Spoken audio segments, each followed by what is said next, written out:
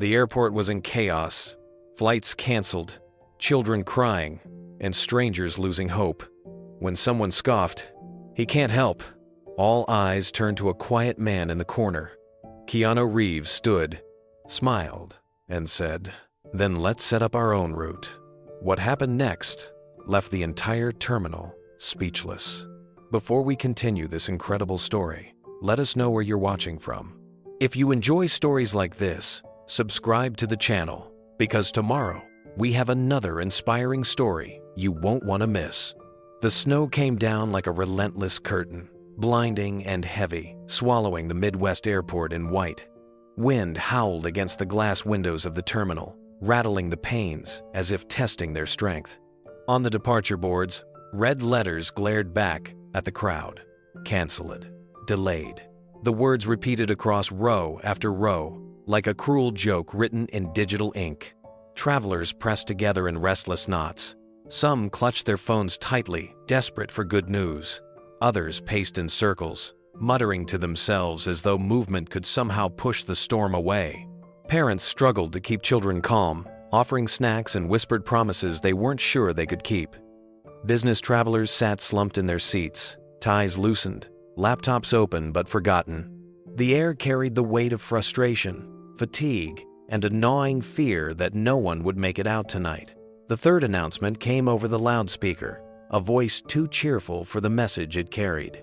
All outgoing flights were delayed until further notice. The voice apologized for the inconvenience.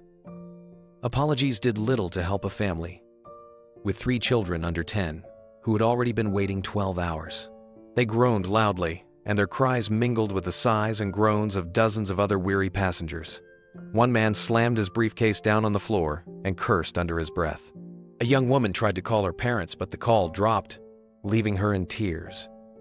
The terminal, usually alive with the rhythm of departures and arrivals, now felt like a prison where time had stopped. The snowstorm outside was merciless, and the cold crept into the hearts of those inside, not from temperature, but from the helplessness of being stuck.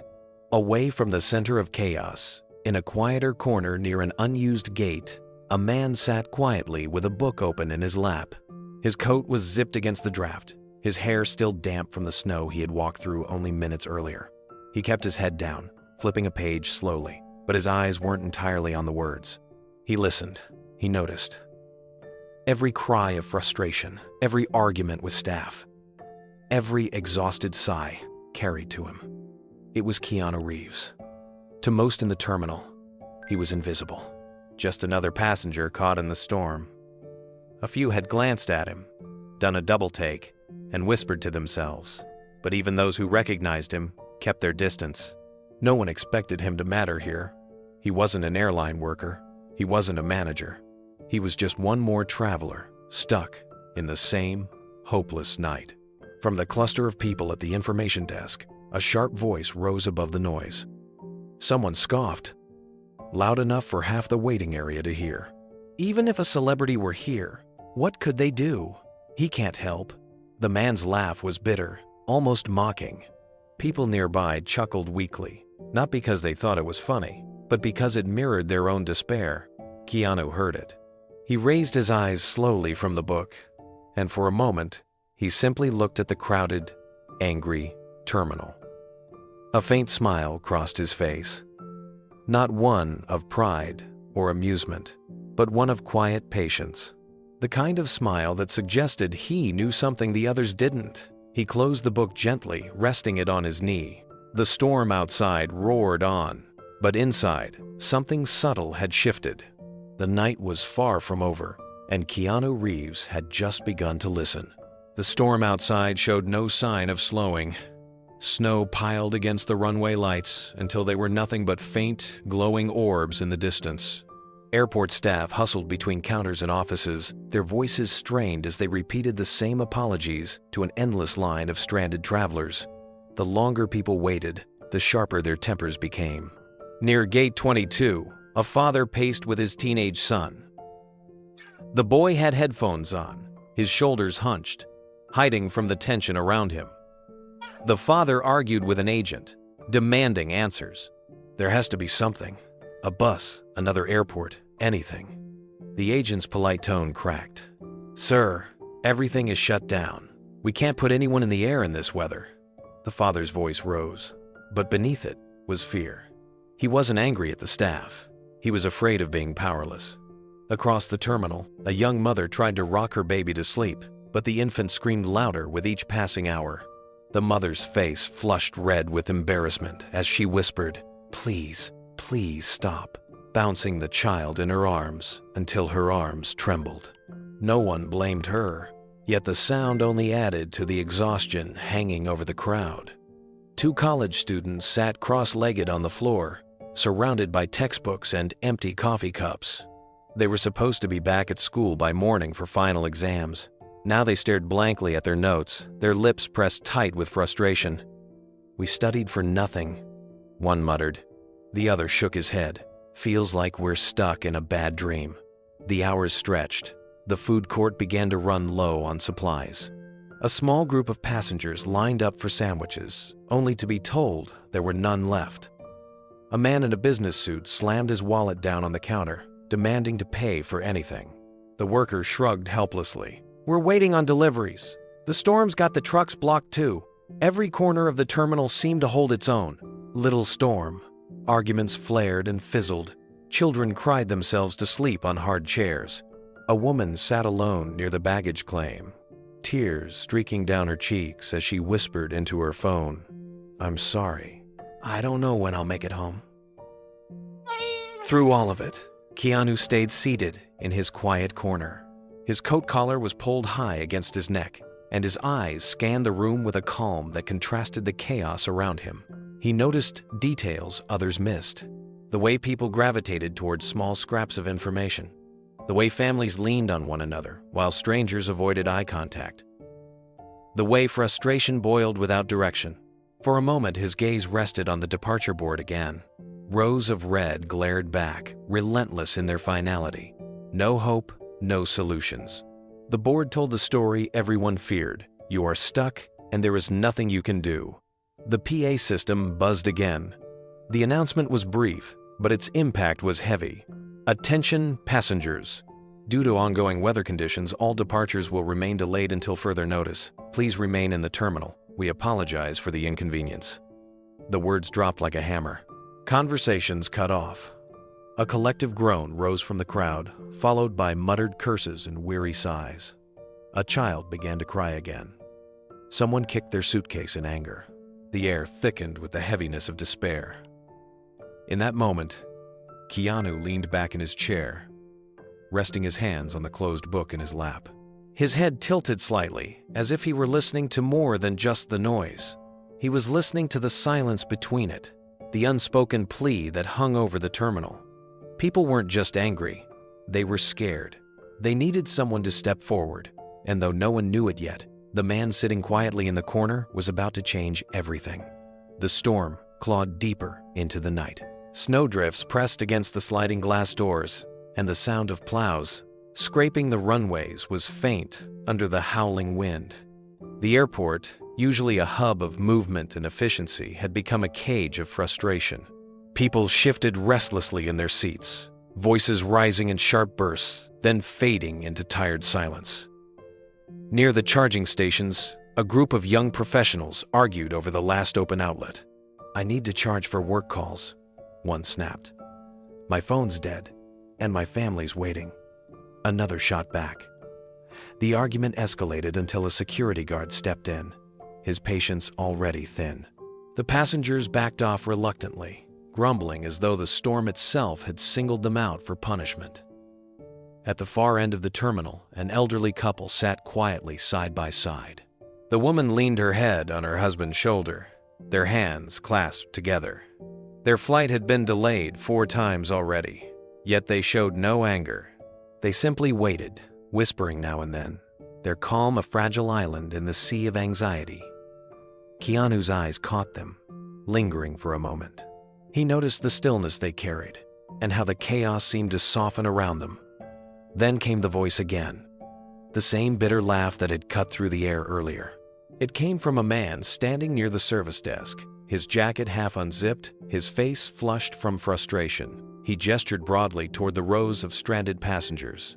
What difference would it make if a big shot walked in here? Even if a celebrity were here, what could they do? He can't help. His words dripped with sarcasm, and his laugh echoed across the terminal. Some people chuckled nervously, others shook their heads. Most were too tired to respond. Yet the comment lingered, stinging more than anyone wanted to admit. It was the voice of hopelessness, spoken out loud for everyone to hear. The storm outside might have grounded the planes, but despair was grounding the people inside. Keanu closed his eyes briefly, then opened them again, looking across. The terminal. He didn't glare at the man, nor did he shrink away. Instead, he let a faint smile touch his lips. A smile of patience. A smile that hinted at resolve. It wasn't a smile for attention. It was a quiet acknowledgement that the man's words, though bitter, revealed the truth. No one believed help could come from within. He leaned forward, resting his elbows on his knees, his book balanced carefully on his lap.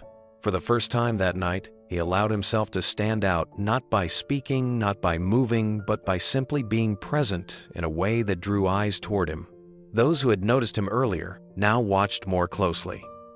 They wondered what he was thinking, why he seemed so calm when the rest of the terminal shook with unrest. Outside, the storm raged on, but inside, something had begun to shift. Not dramatically, not loudly, but subtly. It was the kind of shift no one could name in the moment, the kind that only became clear when looking back. A sense that the night might not belong entirely to despair. A sense that one man, sitting quietly in a corner with snow still damp on his hair, was about to step into a role no one expected. The terminal didn't know it yet, but the storm would not define this night. What would be remembered was what happened inside those walls, and how one man turned chaos into something no one thought possible. The crying started softly, barely noticeable beneath the chatter of complaints and the drone of flight updates. But within minutes, the sound grew louder, sharper, cutting through the fatigue that hung over the terminal. A baby's wail carried across the gate, echoing in the vaulted ceiling until it became impossible to ignore. Heads turned. Some passengers frowned, others sighed in irritation, but most simply looked away, too lost in their own frustrations to offer help. The young mother was pale, her eyes ringed with shadows from hours without rest. She bounced the child against her shoulder, whispering, desperate shushes that only seemed to make the baby cry harder. She shifted the baby from one arm to the other, her hands trembling from exhaustion. At one point, she pressed her lips to the infant's forehead, whispering, please, just a little sleep, though the plea was more to herself than the child. Her diaper bag lay open on the floor beside her, its contents spilling out in disarray. Bottles, wipes, a small blanket. She knelt quickly, trying to gather the items, but the baby's wail pierced louder, and her own composure cracked.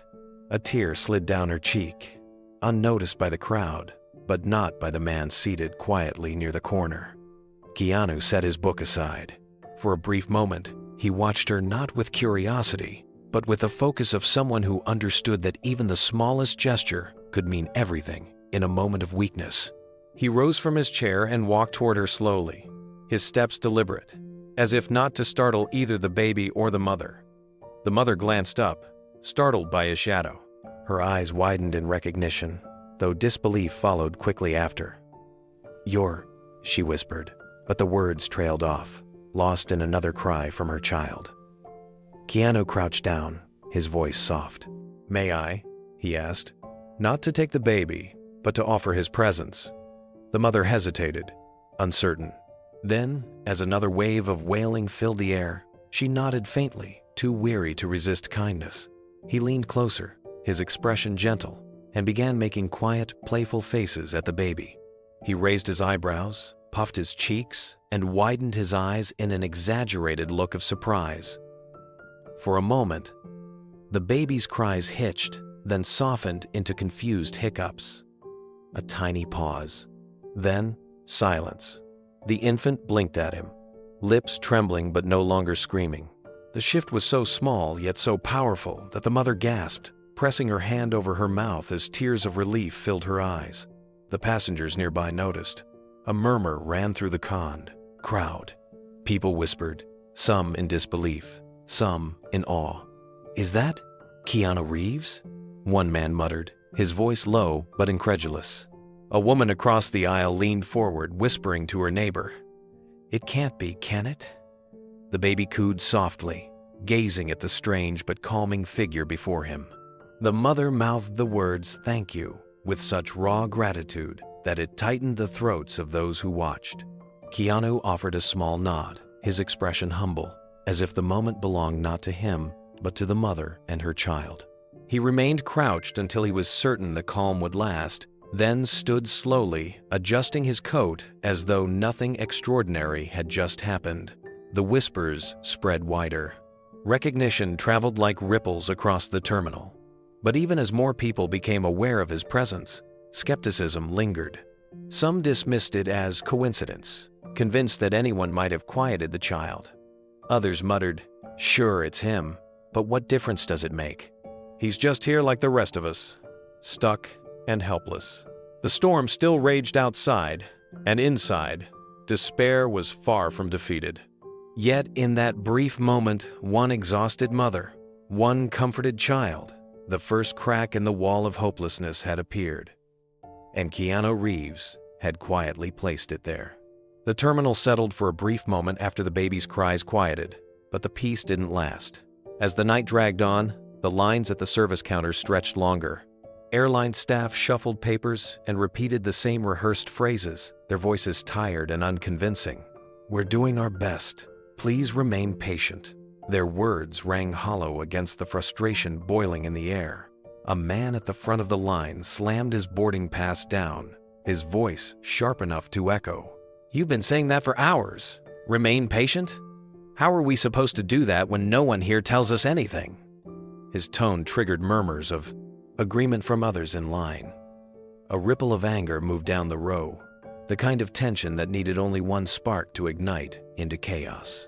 Nearby, two teenagers huddled close, scrolling their phones in search of updates. "Nothing's moving," one muttered. "All the apps say delayed. Even the hotels are booked." Their words only confirmed what many feared, that the night would be long, cold, and without answers. At the food court, another scene unfolded. Passengers crowded around the few open restaurants, only to be told supplies were running thin. "We're out of hot meals," a worker called out, her voice breaking with stress. "We only have cold sandwiches left." The announcement was met with groans and curses. One woman clutched her stomach, whispering that she hadn't eaten since morning. A father looked at the meager bag of chips he had managed to buy and frowned, realizing it wouldn't be enough for his children. The weight of frustration pressed down harder with each passing minute. Strangers snapped at one another over seating. Others hoarded charging stations, guarding them as if they were treasures. A man with a thick winter coat even dragged a chair closer to the outlet and refused to move, ignoring the pleading look of a woman whose phone had already died. The storm outside raged, but the real storm was inside, swelling with resentment, hunger, and helplessness. Through it all, Keanu observed quietly.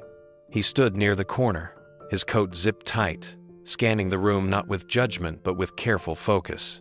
He noticed patterns others overlooked, the way people clung to scraps of information, the way small acts of selfishness spread faster than kindness, the way despair thickened when no one stepped up to guide them. His eyes lingered on the departure board. The red words glared back at him like a wall. Canceled. Delayed. No light at the end of the tunnel. The whispers about his presence grew. Some passengers pointed, nudging each other. "That's him, isn't it?" a young man said, squinting as if recognition required certainty. A woman beside him replied, "Yeah, it's Keanu Reeves, but so what? He's stuck just like us." Skepticism still clung tightly, as though no one dared to believe someone like him could make any difference. Keanu's gaze moved back to the young mother he had helped earlier. She sat quietly now, her baby resting peacefully against her chest. Relief had softened her features, but exhaustion still shadowed her eyes. Around her, other families struggled, each trapped in their own silent battles. The picture of it all settled into his mind. Something shifted inside him. He had seen this before. Crowds lost in confusion, waiting for someone, anyone, to provide direction. His fingers flexed at his sides, the decision forming quietly, firmly. If no one else would organize this chaos, he would. Keanu shifted his weight, standing taller now. The restless noise of the terminal washed over him, but his mind cut through it, piecing together the patterns others only felt. The chaos wasn't just about canceled flights. It was about the absence of direction. People weren't angry at the weather, they were angry at being left in the dark, at being treated as if their fears didn't matter. He looked around once more. Families clustered together with luggage piled like barricades. College students slumped against the walls, charging cords dangling uselessly from dead outlets. Businessmen argued over rumors of alternative routes that didn't exist. The storm outside raged without mercy, but inside, the storm of uncertainty was worse. A small scuffle broke out near one of the information screens. A man swore loudly, demanding to know why the display hadn't been updated in hours. Another passenger told him to calm down, and soon voices clashed in angry tones. The airline staff behind the counter tried to intervene, but their authority had long dissolved. People no longer believed the official voices. They believed only the despair in each other's faces. Keanu's eyes tracked the commotion until it fizzled out into silence. Then his gaze fell back to the service desk, the unmanned side counter with nothing but a stack of blank paper and a stray marker lying forgotten on its surface. To most, it was useless clutter. To him, it was a tool waiting to be used. The thought formed clearly. If the airport couldn't provide answers, then someone else would have to. He remembered the baby's cries, the exhaustion etched in the mother's face, the hopeless shrug of the restaurant worker, the endless complaints spiraling with no outlet. All of it pointed to the same truth. This wasn't just a storm outside, it was a breakdown of community inside. He stepped back toward his chair and picked up his book, not to read, but to tuck it carefully into his bag. Then he zipped his coat tighter and scanned the room one last time, his jaw set with quiet resolve. The role wasn't glamorous, and it certainly wasn't expected. But leadership rarely announces itself. It comes in moments when no one else will step forward. A whisper passed behind him. "He's really here. That's Keanu Reeves." The voice carried disbelief, even a hint of sarcasm. Another replied, "Yeah, but what's he gonna do? It's not like he can fly the plane." Their words hung in the air like a challenge. Keanu turned slightly, hearing the exchange but not answering. Instead, he let the faintest smile touch his lips, the same kind of smile he had shown when the cynic mocked earlier. Then his expression hardened into something steadier. If no one else was going to bring order to the night, he would. Not because he was famous, not because anyone expected it, but because he couldn't stand by while strangers sank deeper into despair. He had seen enough. The storm outside was far from over. Inside, however, the first true stirrings of leadership had begun, and Keanu Reeves was ready to act. The loudspeaker crackled again, its sterile voice filling the cavernous terminal. "Attention passengers! Due to ongoing severe weather conditions, all flights are delayed until at least 7 a.m. Please remain inside the terminal. We apologize for the inconvenience." The words hit like a hammer blow. The crowd groaned in unison, a chorus of exhaustion and disbelief. Mothers rubbed their temples, fathers cursed under their breath, and children whimpered into their parents' arms. Some passengers threw their hands up, pacing wildly. Others slumped back into chairs, as if the announcement had drained the last of their strength. In a corner near the information desk, a man's patience finally snapped. He shouted above the noise, his voice sharp and desperate. "That's it! We're stuck here! Nothing can be done! They're leaving us to rot!" His anger was raw, and it echoed the silent fear many others carried.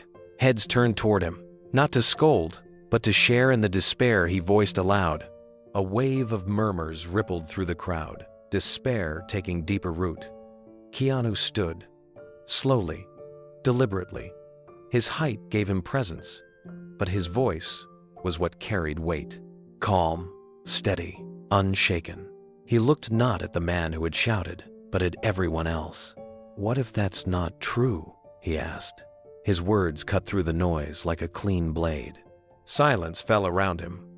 broken only by the distant howl of wind outside. He waited a moment, letting the quiet settle. Then he spoke again, his tone measured, his eyes scanning the crowd. "What if we set up our own route? We share rooms, we share cars, we share information. Together, we can manage this night without waiting on answers that aren't coming." At first, no one moved. The suggestion seemed too simple, too bold. People blinked at him, stunned not just by what he said, but by the fact that someone had finally said anything at all. For hours, they had been drowning in helplessness. Now, for the first time, someone had thrown them a rope. From the back, a woman whispered, "That's Keanu Reeves." A man beside her muttered, "Yeah, but he's just talking. What difference does it make?" Yet their voices carried less conviction than before.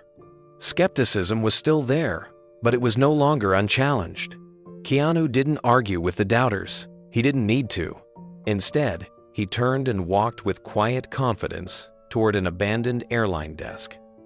Dust clung to the counter, long since ignored by staff. On the floor behind it sat a stack of flattened cardboard boxes. Keanu pulled one free, set it on the counter, and searched until he found a thick black marker rolling under a chair. He uncapped the marker with a single motion and began to write. The squeak of ink against cardboard drew curious eyes. Letters formed, bold and legible. Available cars. Beneath it, another heading. Hotel rooms shared. A third followed. Need a ride.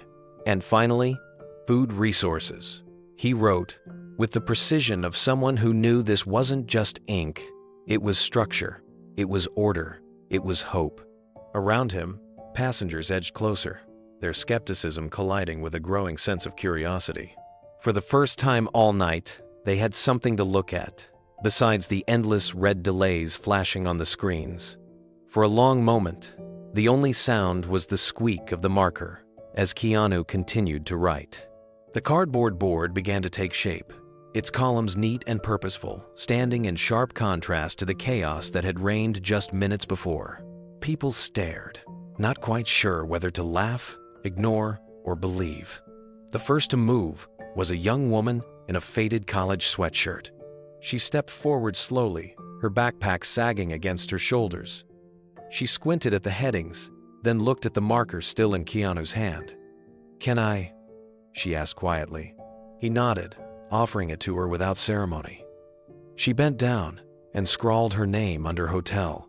Rooms shared. Next to it she added, 2 beds, willing to split with other women.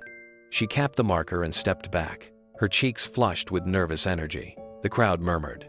Someone near the back whispered, "She's crazy. Who shares rooms with strangers?" But the comment didn't stop the second volunteer, a middle-aged man with silver hair and a sturdy winter jacket. He took the marker, his hand shaking slightly as he wrote under available cars. Beside his name, he scribbled, "SUV, 3 seats, heading south at dawn." The murmurs grew louder. Skepticism clashed with curiosity. A woman holding her toddler leaned toward her husband. "Maybe this could work," she whispered. Her husband frowned, still doubtful, but didn't argue. A teenager in a baseball cap stepped forward, his voice cracking slightly as he asked, "What about food? The restaurants are almost out." Keanu pointed to the column labeled, "Food Resources." "Write what you've got. Share what you can." The boy hesitated, then wrote, "Granola bars, trail mix happy to split." He stepped back quickly, as if embarrassed, but a little girl nearby smiled at him with wide eyes, whispering, "Thank you." Piece by piece, the silence began to fracture. A businessman, reluctant but curious, added his phone number under "Need a ride." A grandmother wrote, "One room with 2 beds can take in a family with kids." The board filled slowly, unevenly, but it was movement. For the first time that night, the passengers weren't just waiting, they were participating. Not everyone joined in. Some still crossed their arms and muttered about false hope. A man in a rumpled suit sneered openly, muttering, "It won't last. People are selfish when it counts." But even he couldn't ignore the way strangers leaned in together. Voices softer now. Ideas whispered. instead of complaints, shouted. The energy in the terminal shifted, subtle but undeniable, where despair had sat heavy. A new thread of possibility wove through the crowd. People still looked tired, still looked scared, but there was a flicker of something else. Now, something they hadn't felt since the first cancellations rolled across the screen. It was the faint but unmistakable spark of hope. Keanu stood back, letting the board speak for itself. His hands rested lightly on the counter as he watched the crowd with quiet satisfaction. He hadn't given them answers, he had given them a tool. And for the first time that night, they had begun to use it. The cardboard board grew busier with each passing minute. Names, numbers, and quick notes sprawled across the columns, a patchwork of desperation and generosity stitched together in thick black marker. What began as hesitant scribbles now looked like a plan, rough but alive. The noise in the terminal changed. It was no longer a dull roar of complaints. It was movement, discussion, and cautious optimism. A young father with 2 children approached the desk, his voice unsure. "I've got a sedan. 2 seats, maybe 3 if we squeeze. Heading east once the road's clear." He wrote his name under available cars, glancing at Keanu as if seeking approval. Keanu gave him a nod, firm and reassuring, as though to say, "That's exactly what we need." A soldier in uniform stepped forward next. His boots were scuffed from travel, his duffel bag slung heavily over one shoulder. "I've got a buddy in town with a truck. He owes me a favor. I'll call him in the morning. We can haul some folks." His handwriting was bold, confident. His offer drew murmurs of gratitude from the people around him. The once cynical man in the rumpled suit hovered nearby, arms still folded tight. He muttered something under his breath, but his eyes kept flicking toward the board. He didn't step forward, not yet, but even he couldn't deny the momentum shifting in front of him. Across the room, the mother Keanu had helped earlier clutched her baby close, watching the board with quiet wonder. Her child slept soundly against her shoulder now, the cries of earlier replaced by peaceful breathing. She whispered to another mother beside her, Maybe we'll get through this night after all." Keanu kept moving, not as a celebrity, but as a quiet guide. He encouraged, with nods and small words. He redirected questions to the board instead of himself, teaching the crowd that the answers weren't in him alone, but in what they could build together. Each new entry on the board strengthened the fragile network forming in the middle of the storm. A boy no older than 12 tugged on his father's sleeve and whispered, "Dad, can we share our snacks too?" The father looked at him, then smiled wearily and nodded. Together they wrote under food resources, chips, cookies, juice boxes, happy to share with families. The boy beamed with pride, and others smiled at the simple courage of a child leading by example. The terminal no longer felt like a prison.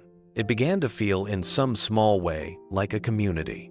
People leaned closer to strangers, exchanged phone numbers, and began to make tentative plans. Someone even joked, "We should call this the Reeves board," earning a ripple of laughter that broke through the heaviness. Keanu stood quietly, the marker now set aside, his eyes sweeping across the board that glowed brighter than any departure screen. It wasn't perfect. It wouldn't solve everything, but it was a start. And in the middle of a snowbound night, a start was everything.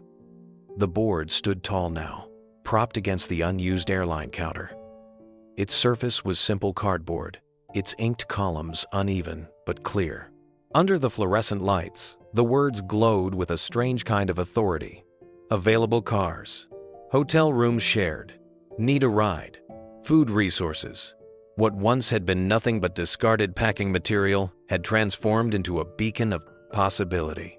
Keanu stepped back, his marker still uncapped in his hand. He turned toward the crowd, his voice carrying calm rather than command. "This is for everyone. Write your name. Write what you have. Write what you need.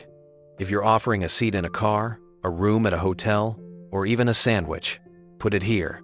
If you need something, write it too. The only way through this is together." For a moment, no one moved. People shifted uneasily, glancing at each other. Doubt clung to the silence like frost. They had been conditioned to wait for answers from staff, from screens, from voices on a loudspeaker. Taking control felt foreign. The hesitation hung in the air like a weight. Then, breaking the stillness, a young college student stepped forward. Her hair was tied in a messy bun, her oversized sweatshirt draped loosely over her frame. She clutched her phone in one hand, the other trembling slightly as she reached for the marker. She hesitated, then glanced at Keanu. He nodded once, the kind of nod that reassured without pressure. She bent down and wrote under hotel rooms shared. Her handwriting was hurried but clear. 1 room at Marriott, 2 beds. Will share with other women. Text me. She stepped back quickly, hugging her phone to her chest, her cheeks flushed red. The crowd murmured, surprise rippling outward. The first entry had been made. A man near the back scoffed, his voice dripping with cynicism. This is ridiculous. He's just showing off, like some actor knows how to fix this mess. His words carried, sharp and cutting. A few nodded in agreement, clinging to their doubt like a shield against disappointment. But their voices were softer than before, weakened by the sight of the girl's bravery. A middle-aged woman with tired eyes stepped forward next. Her winter coat was buttoned to her chin, her gloved hands unsteady as she reached for the marker. She wrote under, need a ride. 2 adults, heading south, will split gas. She laid the marker back down with a sigh of relief, as though the simple act of asking had lifted part of her burden. The murmurs grew louder, no longer rooted only in despair but in cautious interest. People leaned forward in their seats. A man whispered to his wife, maybe this could actually work. She nodded, her eyes fixed on the growing list. Keanu remained silent, letting the board do the talking. He didn't bask in attention, didn't correct or command. He stood slightly to the side, focused on the flow of names and offers, his presence steady and reassuring. The board was no longer his. It belonged to everyone in that terminal. And though doubt still lingered in some corners, something undeniable had begun to take root. The air around the cardboard board grew thicker with murmurs and movement. What began as a hesitant trickle of names started to resemble a steady stream. People who had once slumped in their chairs now stood, shifting closer, their curiosity outweighing their doubt. A young father carrying his sleepy daughter on his shoulder stepped forward. He adjusted the child gently, then picked up the marker with his free hand. Under available cars, he wrote in large letters, compact car, 2 seats, leaving west in the morning, can take children. His daughter stirred slightly, and he smiled softly before stepping back. His offer drew a quiet ripple of gratitude from those nearby. Next came a grandmotherly figure, her gray hair tucked under a knitted cap. She clutched a tote bag filled with homemade snacks, cookies wrapped in napkins, apples polished and ready. She looked shy as she approached, but when Keanu offered a reassuring smile, she lifted her chin and wrote under food resources, homemade cookies, apples, please share. The moment she set the marker down, a cheer rose from 2 hungry children who spotted the word cookies and grinned with hope. The line near the board grew. A soldier scribbled down a phone, number next to need a ride, noting his destination was the next state over. A mother added that she had formula and baby wipes to share. A businessman reluctantly offered, hotel room, king bed, sofa, available 2 people welcome. Still, skepticism lingered. The cynical man from earlier remained on the sidelines, arms folded tightly across his chest. He muttered, this is a waste of time. People won't really share when it matters. His words had bite, but fewer passengers nodded in agreement now. The sight of strangers stepping forward, each leaving something behind for others, carried more weight than his bitterness. Keanu noticed the man's glare, but didn't react. He stayed focused on the flow of names, occasionally pointing passengers toward the right column, occasionally adjusting the board when the marker slipped. His presence wasn't about commanding attention, it was about steady encouragement, like a quiet engine keeping the movement alive. One by one, people added their handwriting to the cardboard. It grew messy, overlapping in places, but it was beautiful in its chaos. Each scrawl meant another person refusing to sit in despair. Each name meant another lifeline stretching into the storm. The murmurs began to shift into conversation. Strangers compared notes, checking destinations, swapping phone numbers. A man offered to drive 2 women east, and within minutes, they were laughing quietly about their bad luck as if they had known each other longer than an hour. A boy pointed to the board proudly, telling his mother, "Look, it's working." Relief spread, fragile but real. For the first time all night, people weren't just waiting on a faceless announcement. They had created something of their own, and the weight of helplessness began to lift. The board had become the heart of the terminal, and though doubt still clung in the corners, hope was gaining ground. By midnight, the once empty cardboard board was nearly covered. Ink overlapped in hurried lines, numbers squeezed between names, arrows pointing to new notes scrawled along the margins. What started as 4 clean columns had grown into something organic, messy, but alive. It wasn't perfect, but it worked. Clusters of passengers gathered around, reading the entries aloud. A young man in a parka called out, "SUV heading south, 3 seats left, who's going that way?" Immediately, a small family raised their hands. He waved them over, and they began to exchange numbers with relieved smiles. A teacher who had been stuck alone found a roommate for her hotel, just 2 blocks away. 2 college students, strangers minutes before, realized they lived in the same city and agreed to carpool when the roads opened. The transformation was undeniable. The terminal that had once felt like a prison now buzzed with a cautious but growing energy. Instead of angry complaints, there was the sound of pens scratching, numbers being read aloud, and even laughter breaking through the weariness. People leaned closer to strangers, not with suspicion but with trust. The cynical man, still standing off to the side, shook his head, but his arms had loosened from their tight fold. His eyes betrayed curiosity, even longing, as he watched connections forming all around him. For the first time, he looked less like a man mocking from the outside and more like someone wondering if perhaps he had been wrong. In the middle of it all, Keanu moved quietly, adjusting the board when it sagged, offering the marker to the next hesitant hand, answering questions with calm reassurance. He never called attention to himself. When passengers whispered his name, he didn't respond with acknowledgement or pride. He let the board be the focus, not him. His humility made the effort even more powerful. At one point, a child tugged on his sleeve and asked shyly, "Are you the one in the movies?" Keanu crouched slightly, his voice low and warm. "Maybe, but tonight, this board is the star." The boy giggled, repeating the line to his mother, who smiled for the first time in hours. The night outside remained brutal, snow swirling in relentless waves, but inside the terminal, something stronger than the storm was taking root. Each new name added to the cardboard board was a declaration. We are not powerless. As the crowd around the desk grew, murmurs of relief spread like warmth through the cold. The despair that had seemed immovable only hours before was giving way to determination.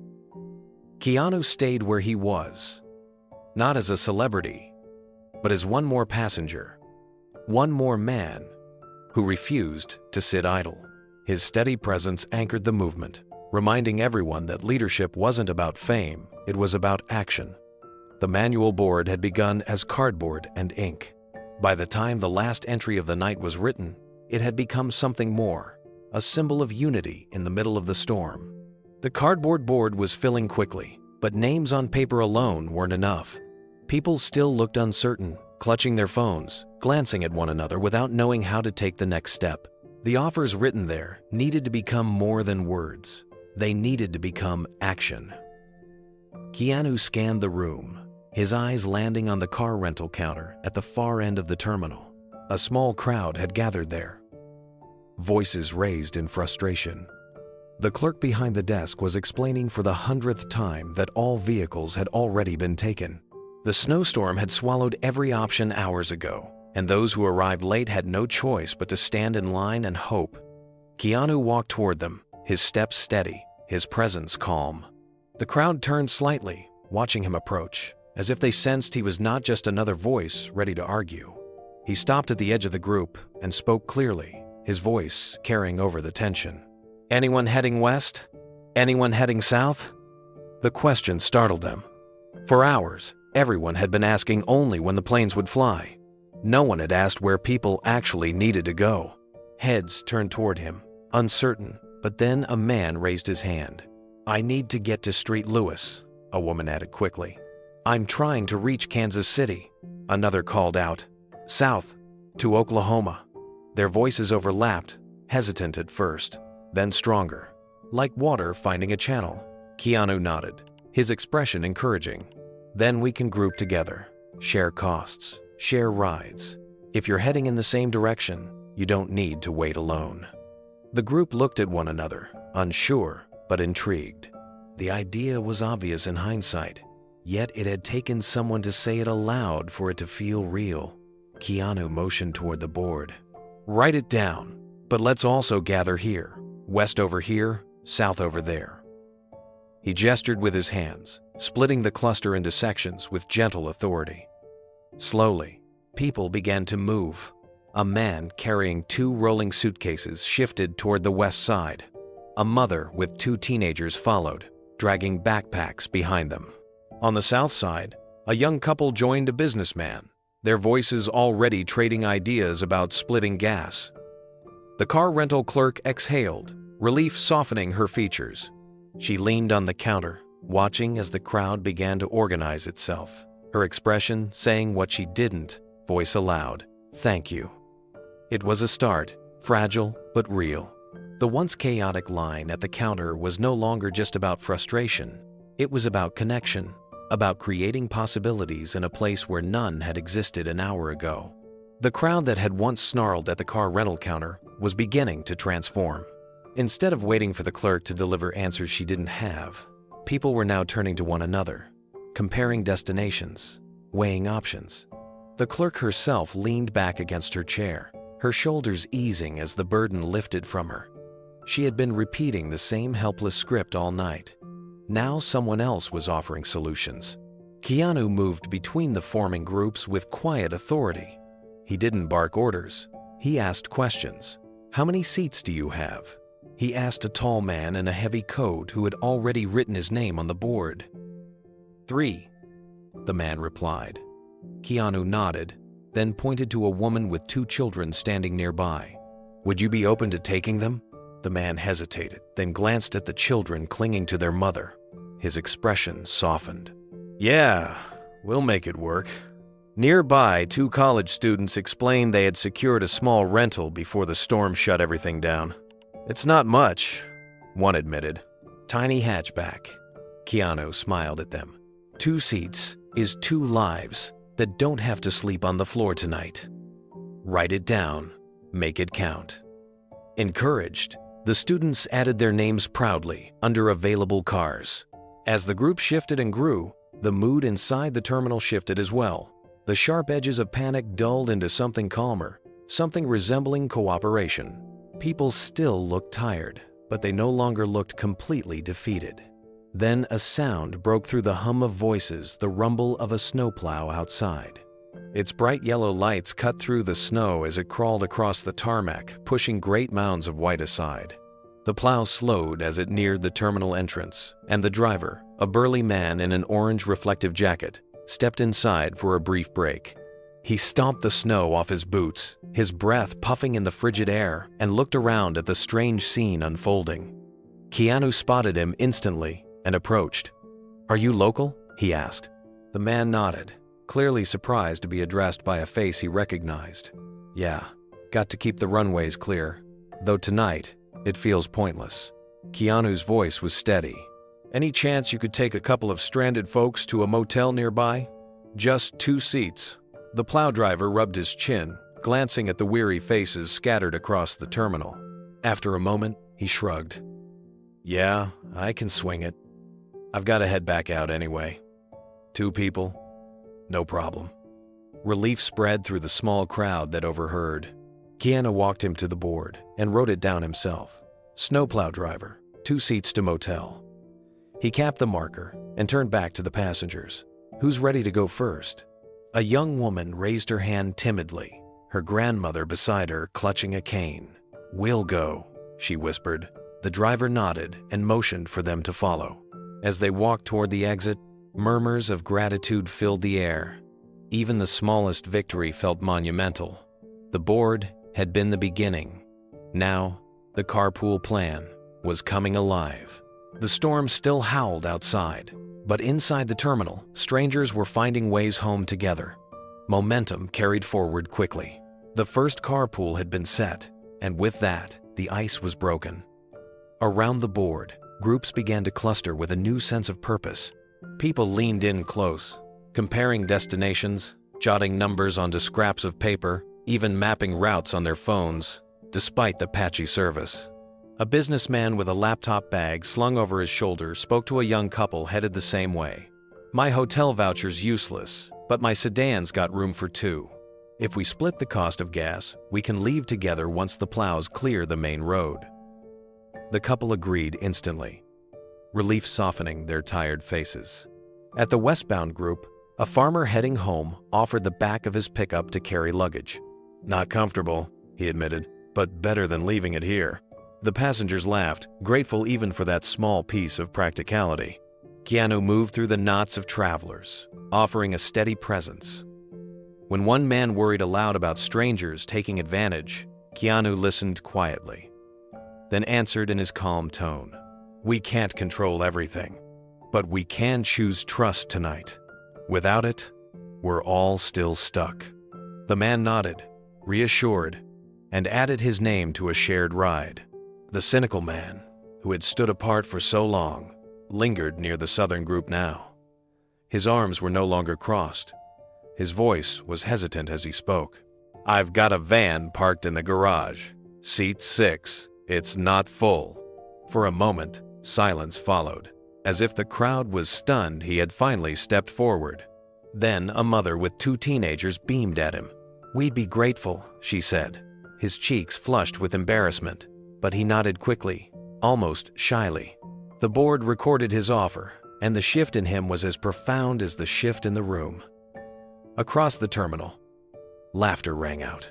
A group of college students realized they were all headed to the same university town. They joked about turning the carpool into a road trip. Even the airline clerk smiled faintly, watching the transformation. Only hours before, the air had been thick with despair. Now it carried sparks of resilience. The snowplow returned again, the driver stomping slush from his boots. This time, more passengers stepped forward, ready to take advantage of his short trips to nearby motels. Keanu added their names to the board, keeping the system orderly. What began as improvisation now looked like coordination. The terminal no longer felt directionless. It was still a waiting room in the middle of a blizzard, but it had become something more, a hub of shared purpose. Clusters of passengers now had plans. Families who had been strangers now sat together, discussing morning departures. The chaos that had once threatened to swallow them had been replaced with a fragile but undeniable order. And at the center of it all was Keanu, steady and humble, guiding without fanfare. The carpool plan had begun, and for the first time all night, the path forward no longer felt impossible. The board had turned chaos into order, but one problem still hung heavy in the air. Not everyone could leave that night. Roads were still buried under snow, and not every carpool had a driver willing to risk the early hours. Families with children, the elderly, and those too anxious to drive in a blizzard needed somewhere safe to wait until morning. The benches of the terminal were hard, cold, and unforgiving. Sleeping there would mean another night of misery. A mother clutching her baby glanced around with wide, desperate eyes. A father rubbed his back as he tried to comfort his crying son. "There's nowhere left," someone muttered. "Every hotel within miles is booked." The words spread quickly, and with them, the mood of the crowd sagged once again. The spark of hope the board had lit flickered, threatened by the reminder of limited options. Keanu watched quietly, his brow furrowed in thought. He knew they needed more than carpools and snacks. They needed real rest, a chance to close their eyes without fear of missing the next announcement or being shaken awake by exhaustion. His gaze shifted toward the row of payphones mounted on the wall. Most people had walked past them without a second thought, their eyes glued to their dead or dying cell phones. But Keanu's mind was already moving. He walked over, picked up the receiver, and fed a few coins into the slot. The metallic clink echoed faintly. He scanned a tattered phone book hanging beneath the phone and flipped through pages until he found the listings for nearby hotels. His fingers paused on one. Hotel Lakeside. He lifted the receiver to his ear and dialed. The phone rang. Once, twice, then a tired voice answered. "Hotel Lakeside. This is Marjorie at the front desk." Keanu's tone was calm, but carried quiet strength. "Good evening, Marjorie. This is Keanu Reeves. I'm calling from the airport. We've got dozens of stranded families here. Children, elderly, people with nowhere to go. I know the storm has made things impossible, but I'm asking if there's any way you can reopen a block of rooms, even at a discount, just for tonight." There was silence on the line, as if the woman were weighing whether she'd heard him correctly. Finally, she sighed. "Sir, we've been full since 6. We turned people away for hours. I don't think we can." Keanu cut in gently, his voice warm but firm. "Marjorie, I understand. But I've seen these families. They can't spend another night on this floor. If you can do anything, anything at all, it will make all the difference. Even a handful of rooms. I'll make sure people respect the space. I'll make sure it doesn't turn into chaos, please." Her tone softened, touched by his sincerity. "You said Keanu Reeves?" "Yes," he replied simply. "But tonight, that doesn't matter. What matters is we need help." There was another pause, then a shift in her voice. "Let me talk to the manager. Hold, please." As the line clicked into hold music, Keanu leaned against the cold wall, eyes still scanning the restless terminal. He could feel the eyes of those nearest to him. They didn't know what he was saying into the phone, but they recognized the determination etched into his face. For a brief moment, the crowd's unease quieted, waiting for his answer. The hold music buzzed faintly through the receiver, tinny and distorted. Keanu waited with the same calm patience he had shown all night, but inside, he knew how critical this moment was. If the hotel agreed, families would finally have relief. If they refused, exhaustion would deepen and despair might return. After a long minute, another voice came on the line. It was firmer, older, carrying authority. "This is Robert, night manager at Hotel Lakeside. I understand you're calling on behalf of the airport passengers." "Yes," Keanu said. His voice was steady, low enough to avoid drawing too much attention, yet strong enough to carry conviction. "There are families here who've been stranded for more than 12 hours. Parents with small children, elderly couples with nowhere to sleep. I'm asking if you can reopen even a block of rooms people can share. We don't need luxuries, just shelter." The manager sighed heavily. "Mr. Reeves, we've been at capacity since early evening. My staff is stretched thin. Even if I wanted to, we don't have housekeeping ready for a full turnover." Keanu leaned against the wall, closing his eyes for a second before answering. "I understand. But think about this not as a business problem, but as people helping people. These families will remember the kindness long after the storm passes. You don't need to turn over every room. Give us what you can. Discount the rate if possible. Let me handle the logistics here. I'll make sure the right people get through." There was silence, the kind that came when someone was truly considering, not dismissing. Finally, the manager spoke again, slower this time. "We might be able to free up 15 rooms. A few cancellations came in late. I was going to close them to avoid confusion, but..." He paused. "If we offer them at half rate, it might help. But it will take cooperation from your side. No chaos. No stampede." Keanu straightened, his voice filled with gratitude. 15 rooms is more than enough to change this night. I promise you, there will be no chaos. I'll make sure of it." The manager exhaled, a reluctant but genuine concession. "All right, we'll do it. Tell him to call directly and mention your name. We'll block the rooms now." "Thank you, Robert," Keanu said, sincerity ringing in every word.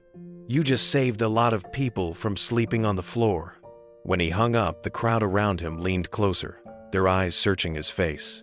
He didn't raise his voice for attention, but the calm smile spreading across his features said everything. He walked back to the board, picked up the marker, and in bold strokes, wrote across the cardboard, "Hotel Lakeside, 15 rooms at reduced rate. Call direct." The moment the words appeared, the terminal erupted in cheers. Parents hugged their children tighter. A woman clutched her phone and whispered, "Thank God." Relief swept through the room like a wave, stronger than the storm outside.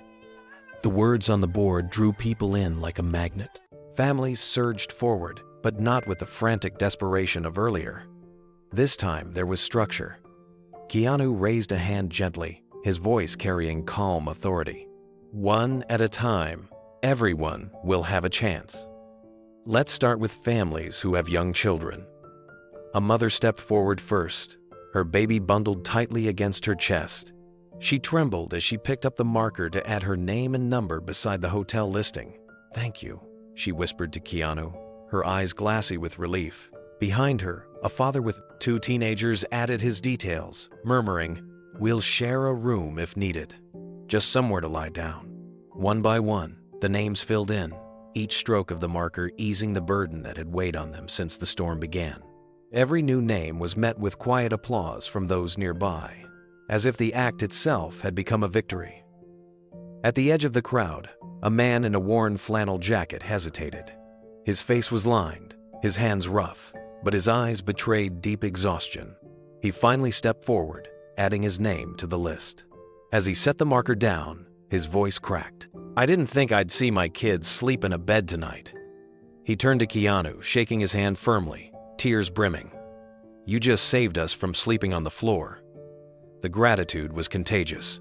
A grandmother clutched Keanu's arm and whispered, "Bless you." A boy no older than 10 tugged his mother's sleeve and pointed at Keanu, whispering, "He's like a coach. He tells everyone what to do, but nicer." His mother smiled through tears and nodded. The energy inside the terminal shifted again, this time more profoundly than before. Where there had been despair, there was now a sense of triumph. Families gathered their belongings with new purpose. Phones pressed to their ears as they called the hotel directly. Some held hands as they walked toward the exit, the snow outside no longer quite as frightening now that a destination awaited them. Keanu stayed near the board, steady and grounded. He watched as the list grew, ensuring the system remained fair, stepping in when voices grew too loud, reminding everyone to breathe, to share, to wait their turn. He never raised his voice, never demanded attention, but the order in the room held because of him. By the time the 15th name was added, the relief in the terminal was undeniable. The storm still howled outside, but inside, warmth had returned. The board had given them direction, but the rooms had given them rest. And behind it all was the man who had quietly turned a night of chaos into something unforgettable. The cardboard board and the hotel rooms had given people structure, but something else began to emerge in the hours that followed. The sharp edges of stress dulled, and for the first time all night, passengers looked at one another not just as obstacles, but as companions in the storm. It started small.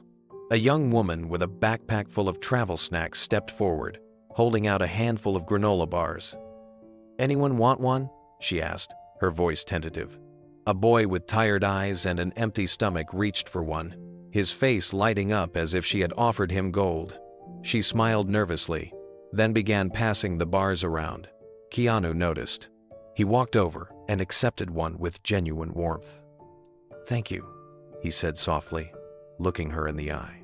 His gratitude wasn't casual, it was sincere, the kind that made the young woman straighten her shoulders and feel proud of her simple kindness. She wasn't just feeding people, she was feeding hope. The gesture broke the invisible barrier. Soon, others began digging through their bags. A businessman pulled out a pack of chips and tore it open, offering them to the teenagers seated nearby. A mother unzipped a cooler and shared juice boxes with a family who had run out. An elderly woman unscrewed the lid of a thermos, pouring steaming coffee into paper cups she had tucked away, passing them carefully to anyone who looked too weary to keep their eyes open. The sound of crinkling wrappers and the scent of shared food filled the terminal. Laughter rippled through the air as children munched on cookies a grandmother had been saving for her grandson. The act of eating together, no matter how small the meal, transformed the terminal from a holding cell into something closer to a communal table. As people shared, they began to talk.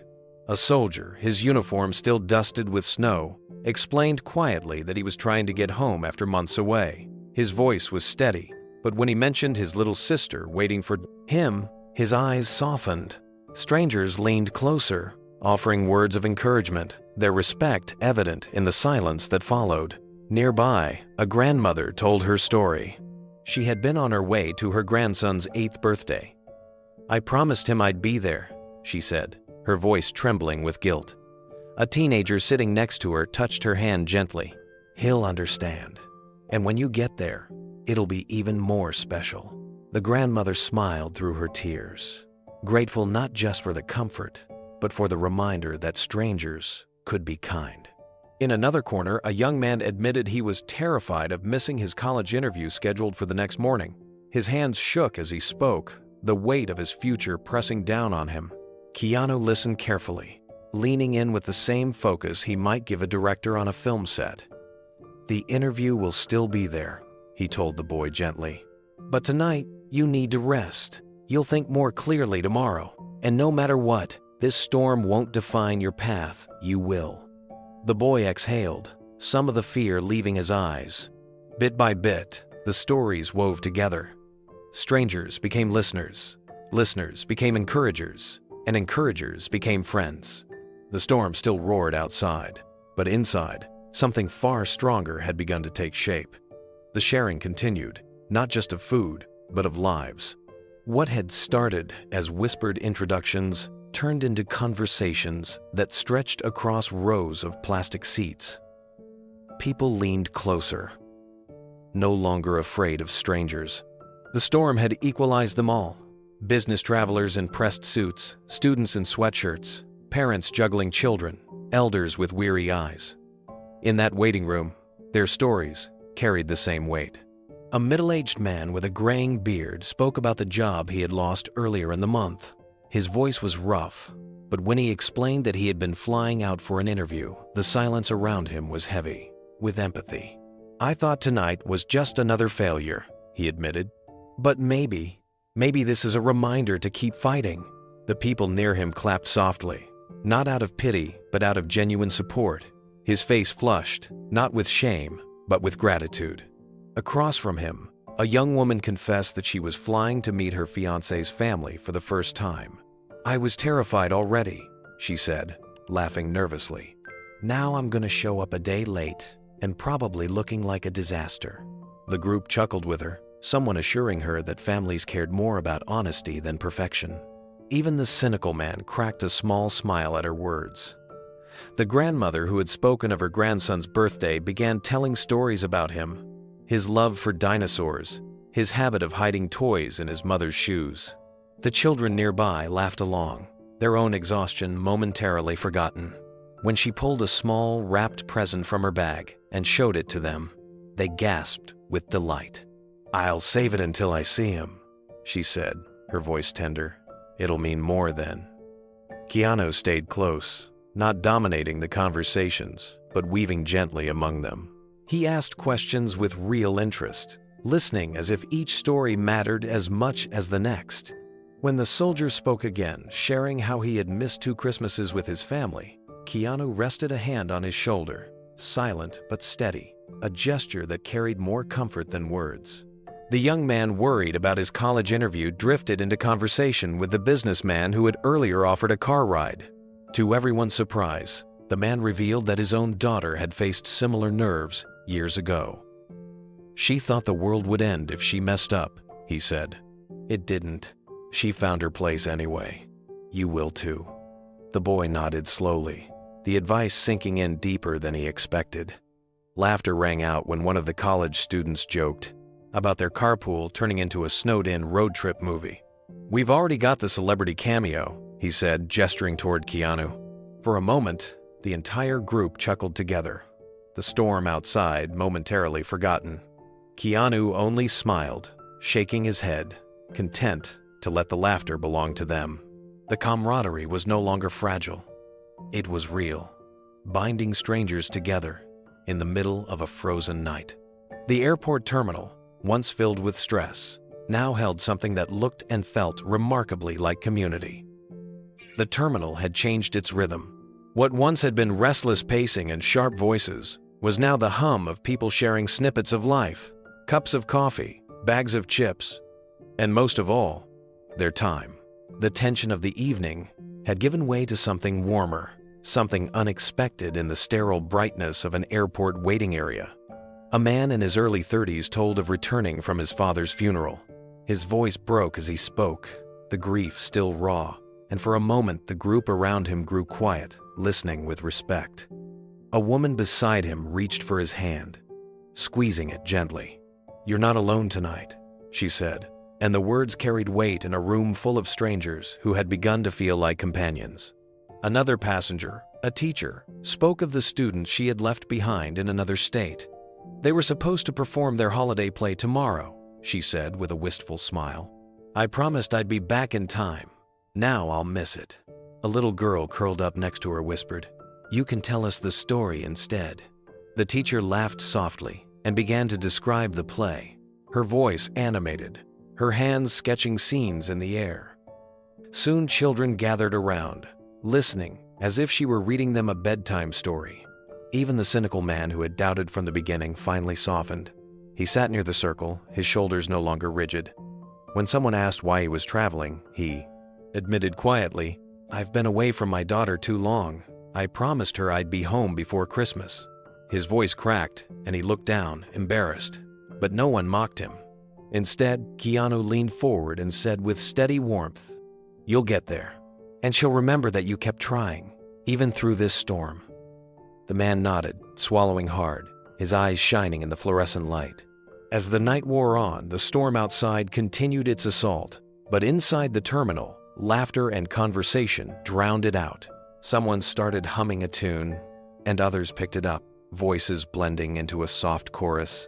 The grandmother with the birthday present tapped her foot along, smiling as she listened. For a moment, the terminal didn't feel like an airport at all. It felt like a gathering place, where the walls themselves seemed to lean closer, holding the people together against the storm. Keanu moved among them with quiet grace.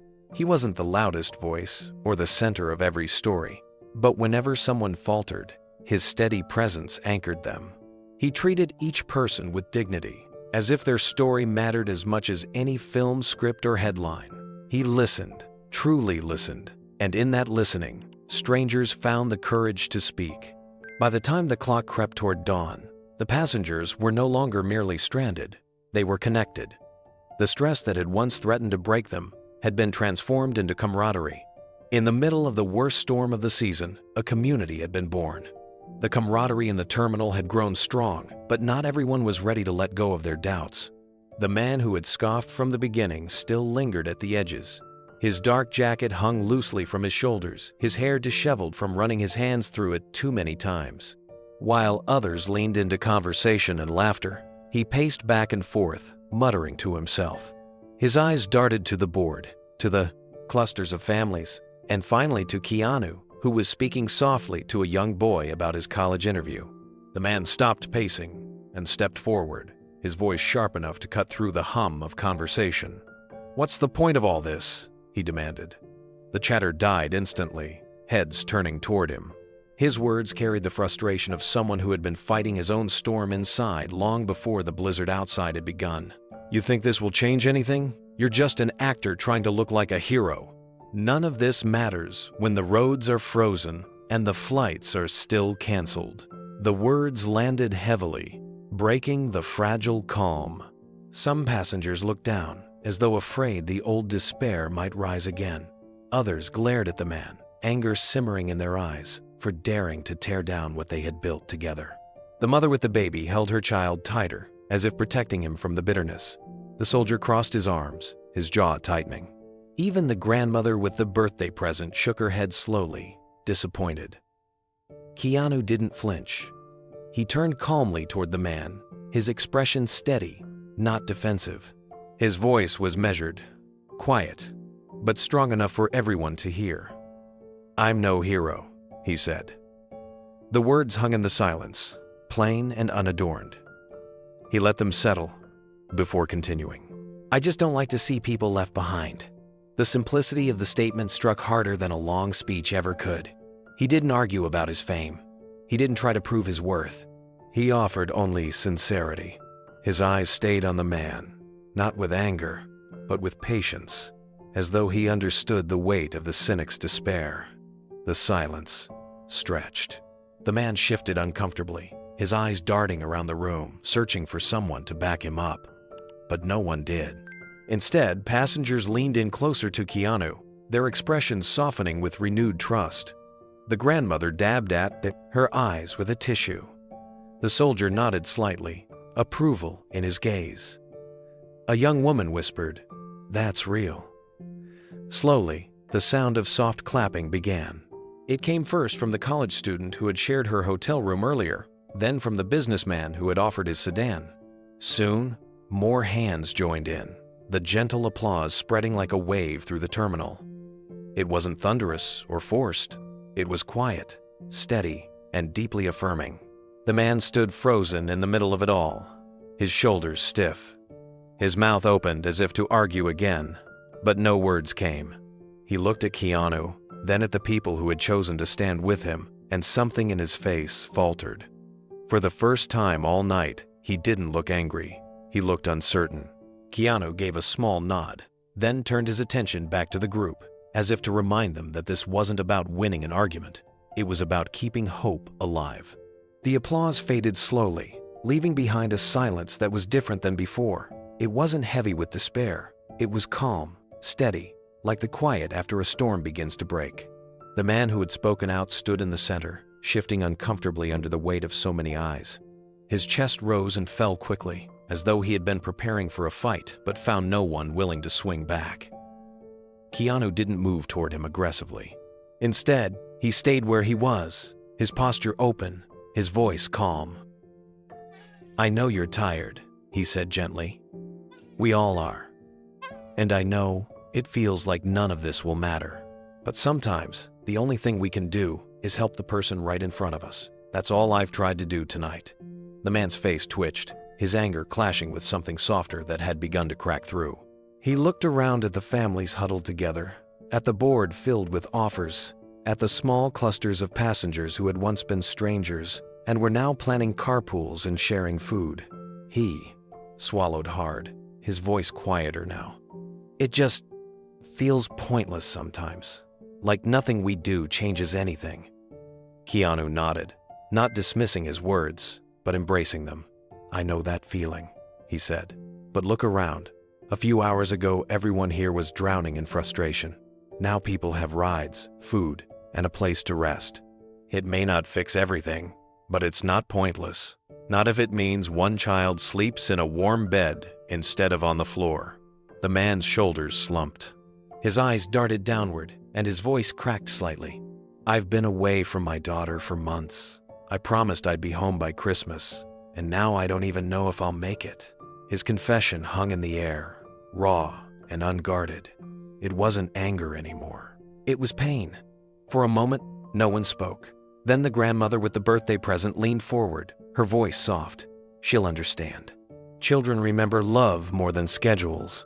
The soldier added firmly, "You'll get there. And when you do, she won't care about the delay. She'll care that you kept your promise to come home." The man blinked quickly, fighting the sting in his eyes. His gaze lifted to Keanu, who met him with the same steady calm he had shown all night. "You're not alone in this storm," Keanu said. "None of us are." The man nodded slowly, his voice barely audible. "Maybe you're right." He turned and walked back toward the crowd, no longer on the outside. For the first time, he looked like a man who wanted to belong rather than push others away. The group let out a breath they hadn't realized they were holding. The trust in Keanu deepened, not because he had won an argument, but because he had shown that leadership wasn't about pride. It was about humility, listening, and refusing to let anyone be left behind. Soft applause rose again, not directed at the confrontation, but at the spirit of what had just unfolded. The cynic hadn't been silenced. He had been understood, and in that moment, the community felt stronger than ever.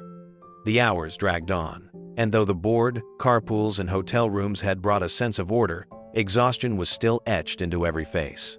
Families curled up on seats, using jackets as makeshift pillows. Conversations that had once been lively now softened to murmurs, fading into the heavy quiet of people running on empty. From the corner near Gate 19 came the sound everyone dreaded, the sharp, high-pitched cry of a baby. At first, it was small, but within moments it grew louder, raw, and insistent. The wail cut through the hush like a siren. Heads turned. Some passengers winced, others sighed, and a few closed their eyes in frustration. The mother clutched her child close, bouncing gently, whispering pleas for calm, but nothing soothed him. Her arms trembled, her eyes red-rimmed from fatigue. She rocked side to side, tears spilling silently as her child's cries grew more frantic.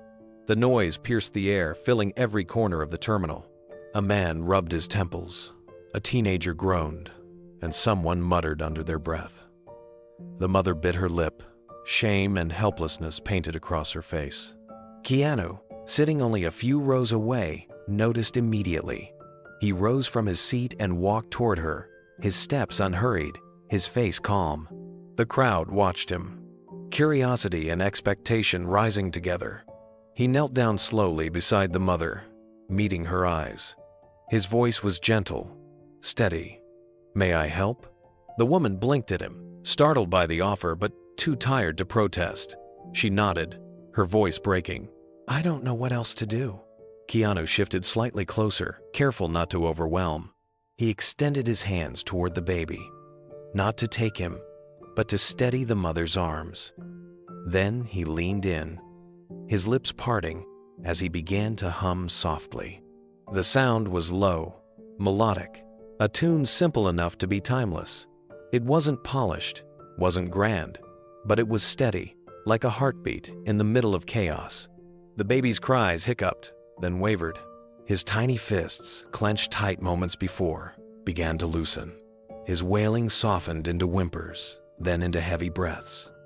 Within minutes, the noise that had filled the terminal faded into silence. The baby's eyelids fluttered, then closed, his small chest rising and falling in rhythm with the tune. The mother gasped, covering her mouth with her hand, as tears spilled freely down her cheeks. Relief washed over her face like sunlight breaking through clouds. "Thank you," she whispered, her voice trembling with gratitude. She looked at Keanu as though he had lifted a weight she had been carrying alone for far too long. Around them, the terminal had fallen completely silent. Dozens of passengers, who only minutes ago had been slumped in fatigue or wrapped in their own frustration, now sat frozen in awe. Their eyes were fixed on the man kneeling on the cold floor, humming a lullaby to a stranger's child. The storm still howled outside, but inside, the sound that mattered most was the quiet breathing of a baby finally at peace. The silence held for several long seconds after the baby's cries faded, as if no one dared disturb the fragile peace. The mother cradled her child close, her shoulders shaking as quiet sobs of relief slipped out. She stroked the baby's hair, pressing her cheek against his tiny head, whispering over and over, "It's okay now. It's okay." Keanu remained kneeling, his expression soft, his presence steady. He didn't bask in the attention gathering around him. He simply stayed by the mother's side until she steadied her breathing. He offered a small, reassuring nod before easing back to give her space. The moment belonged to her and her child. The gratitude was overwhelming. She reached out with her free hand, grasping his firmly. "You don't know what this means to me," she said, her voice breaking. "I thought I was failing him tonight. I thought everyone hated me for not being able to calm him down. And then..." She trailed off, unable to finish, tears streaming freely now. Keanu squeezed her hand gently. "You're not failing. You're carrying more than most could bear. You just needed a moment of rest." His words were quiet, but carried a weight that pressed into the hearts of everyone listening. From the rows of seats, a sound rose soft, hesitant, clapping. It started with a man in a business suit who had been sitting rigid for hours. Then the grandmother with the wrapped birthday present joined in, her hands trembling but strong. The soldier followed, his palms striking together with measured respect. Soon the entire terminal joined, the applause swelling into something genuine, not out of duty, but out of shared awe. The sound filled the air, wrapping the space in warmth that no heater could provide. It wasn't for the celebrity kneeling on the floor, it was for the act of kindness itself. For the reminder that even in the coldest storm, humanity could still shine. The mother buried her face in her baby's blanket, overwhelmed, while strangers leaned closer to whisper words of comfort. "You're doing amazing. You're not alone. He's safe now." Their voices blended with the applause, weaving a tapestry of support around her. Keanu rose slowly, his movements unhurried, his head slightly bowed as if he wanted to deflect the spotlight. Yet the people around him couldn't stop staring, their eyes filled with gratitude and something deeper respect. He wasn't just the man they recognized from movie posters. In that moment, he was one of them, another weary traveler who chose compassion over indifference. The applause ebbed gradually, replaced by a profound stillness. No one returned immediately to their phones or their pacing. Instead, they lingered in the shared silence, savoring the warmth of what they had just witnessed. For the first time all night, the terminal felt less like a place of waiting and more like a community united by something bigger than their own struggles. The storm outside remained relentless, but inside, the act of a lullaby had done what even the loudest announcements and the boldest plans could not. It had softened hardened faces, healed strained nerves, and reminded everyone that kindness could turn despair into hope. And as the baby slept peacefully in his mother's arms, the waiting area of Gate 19 glowed with a warmth that no snowstorm could extinguish. The storm raged on outside, but inside the terminal, the night had settled into a rhythm of uneasy rest. Families leaned against one another, bundled in coats. Children slept curled across their parents' laps. A few conversations lingered in low tones, while others had drifted into silence. The hours stretched thin, and exhaustion weighed heavily on every pair of shoulders. Keanu sat among a small group near the gate's windows. The glass trembled with the force of the wind, streaked white with snow, but the people gathered there barely noticed. They had lived through the chaos, the confusion, and the cynicism. Now, what remained was a fragile calm. Among the group was a young man with a guitar case propped beside him. He had carried it awkwardly through the evening, as though unsure whether to open it in the midst of all the tension. Now, with the quiet hanging in the air, he looked around hesitantly before unlatching it. The soft click of the case echoed, drawing a few curious glances. He pulled out the guitar, its wood scratched and worn, and plucked a few tentative strings. The sound was rough, but warm, like a fire crackling to life. He strummed gently, trying out chords, but his fingers shook with nerves. Then he looked at Keanu, almost sheepishly. "You play, don't you?" The words weren't shouted, just spoken in the hush of the group, but heads turned anyway. Keanu smiled faintly, leaning forward. "A little," he admitted, his tone humble. The young man extended the guitar toward him. For a moment, Keanu hesitated, his eyes flicking across the group, but the expectant looks on their faces told him what he needed to know. He reached out, took the guitar carefully, and settled it into his lap. He strummed once, the sound soft but sure. Then again, his fingers finding their place more confidently. He glanced up, and with no introduction, began to play a tune, an old folk melody. The kind that carried echoes of campfires and long roads. His voice followed, low and unpolished, yet full of sincerity. The first notes drifted through the waiting area. People stirred, lifting their heads from jackets and bags, drawn by the unexpected sound. His voice was not that of a polished performer, but that was what made it powerful. It was real, raw, unpretentious. The kind of voice that belonged not on a stage, but among weary travelers who needed something familiar to hold on to. The soldier nearby leaned back, closing his eyes, his expression softening as the tune pulled him in. The grandmother with the birthday present hummed along under her breath. A child sitting cross-legged on the floor swayed gently to the rhythm, her eyes shining with wonder. Then, as Keanu reached the chorus, something remarkable happened. A passenger across the aisle picked up the melody and began singing quietly. Then another joined in, their voices hesitant but growing. Soon, the sound spread across the gate, like ripples on water, strangers blending their voices into one. The harmony wasn't perfect. Some sang off-key, others stumbled over the words, but it didn't matter. What filled the terminal was more than music. It was unity. Fear, frustration, and fatigue melted into the simple act of singing together. Keanu kept strumming, his voice steady, encouraging, grounding the moment. His eyes lifted briefly, scanning the room, and for the first time all night, every single person seemed connected. Not by their flights, not by their frustrations, but by something deeper shared humanity. The sound grew richer with every verse. At first, it was only a handful of voices, but then more joined, weaving layers into the melody. Men and women who had never met before found themselves harmonizing, their voices rising and falling together.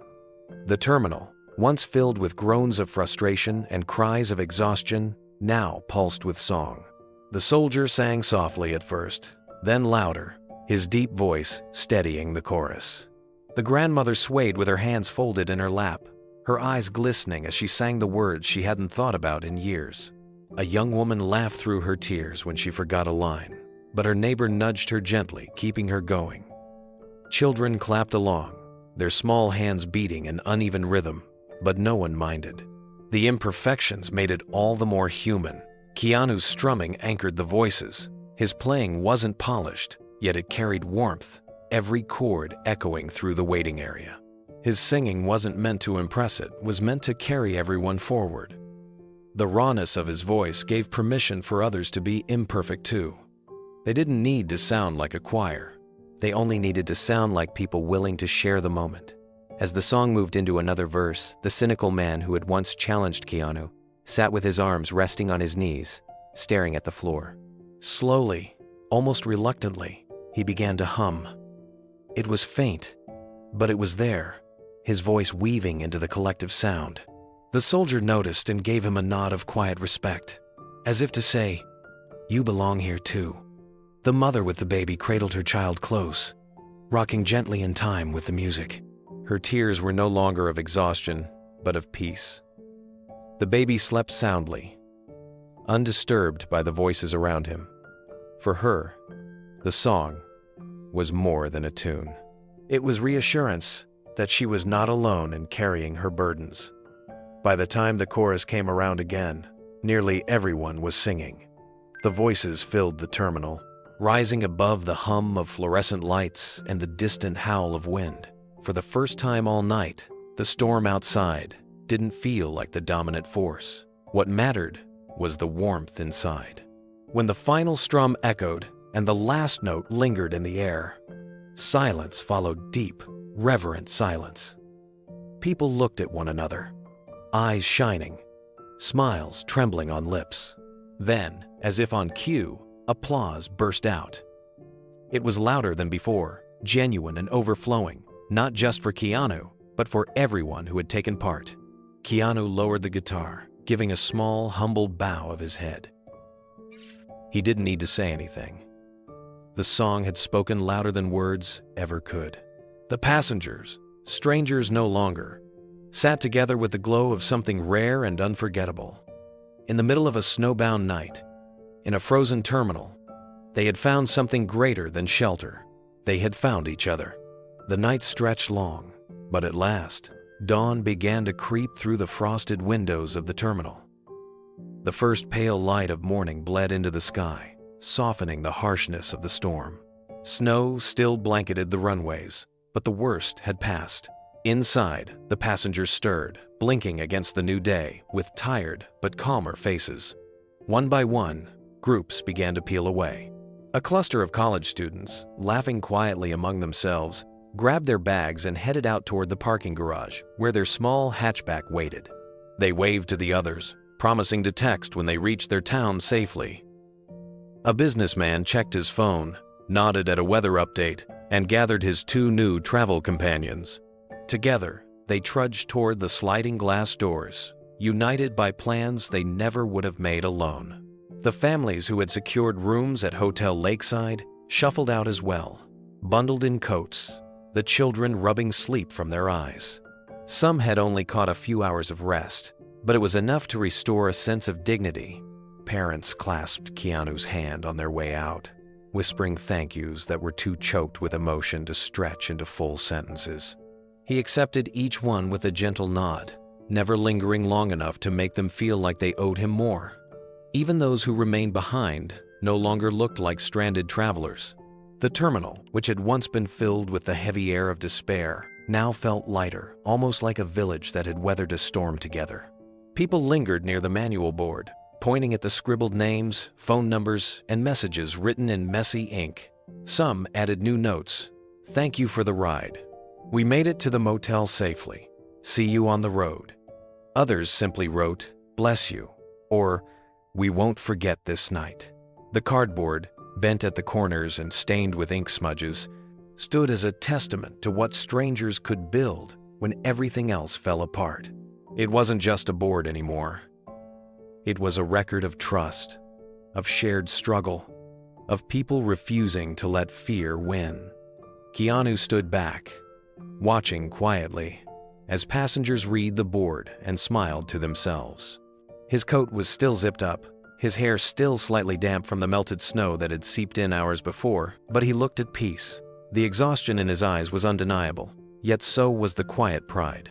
Not pride in himself, but in the people around him. They had done this together.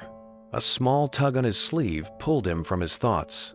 He looked down to see a boy no older than 7 holding out a crumpled piece of paper. The child's cheeks were flushed from sleep, his mittened hands clutching the drawing with determination. "I made this for you," the boy said shyly. Keanu crouched to his level, unfolding the paper carefully. On it was a crayon drawing of a plane flying through a sky of bright yellow sunshine. Thick blue lines showed the storm clouds pushed to the side, and in the middle of the plane, a stick figure with messy black hair smiled from the window. Keanu's eyes softened.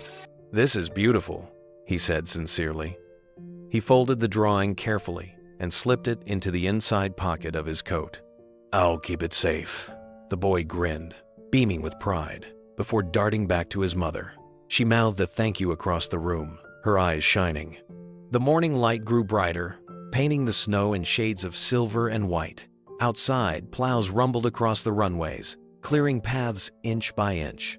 Inside, the terminal seemed to breathe easier, as if the storm had loosened its grip not just on the roads but on the people themselves.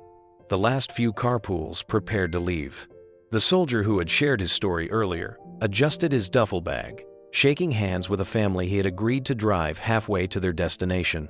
"We'll figure out the rest," the father said, his voice full of gratitude. The soldier nodded, his jaw tight, with emotion, before heading toward the doors with his new companions. The grandmother, who had missed her grandson's birthday, sat with her small wrapped present balanced on her lap. A ride had been arranged for her too. Before leaving, she paused by the board, adding her own message in neat cursive. "Tell him we made it through together." Her hand lingered on the cardboard for a moment, then she walked away, shoulders straighter than they had been the night before. The cynical man, quieter now, helped load bags into a van he had offered to share. He no longer looked like the bitter figure who had once stood apart from everyone else. His expression was tired but softened, his movements steady and purposeful. When he passed Keanu, their eyes met briefly. He didn't speak, but the nod he gave carried more sincerity than words ever could. Keanu returned the nod, a silent acknowledgement of change. Those who remained gathered loosely near the windows, sipping what was left of the shared thermoses of coffee. They weren't strangers anymore. They had become a community, even if only for a single night. Conversations flowed easily, filled with small jokes and shared memories of the storm. Some exchanged phone numbers, others promised to check in when they got home. The heaviness of being stranded had given way to the lightness of connection. The manual board, messy with overlapping notes and scrawled handwriting, stood at the heart of it all. People walked up one last time to add their names, not because they needed rides anymore, but because they wanted to leave a piece of themselves in the story. Words like hope, family, and together filled the corners, transforming the board into more than logistics. It had become a record of resilience. Keanu stood nearby, watching with quiet satisfaction. He didn't step forward to claim ownership or bask in the gratitude. Instead, he let the board belong to the people, the way it always had.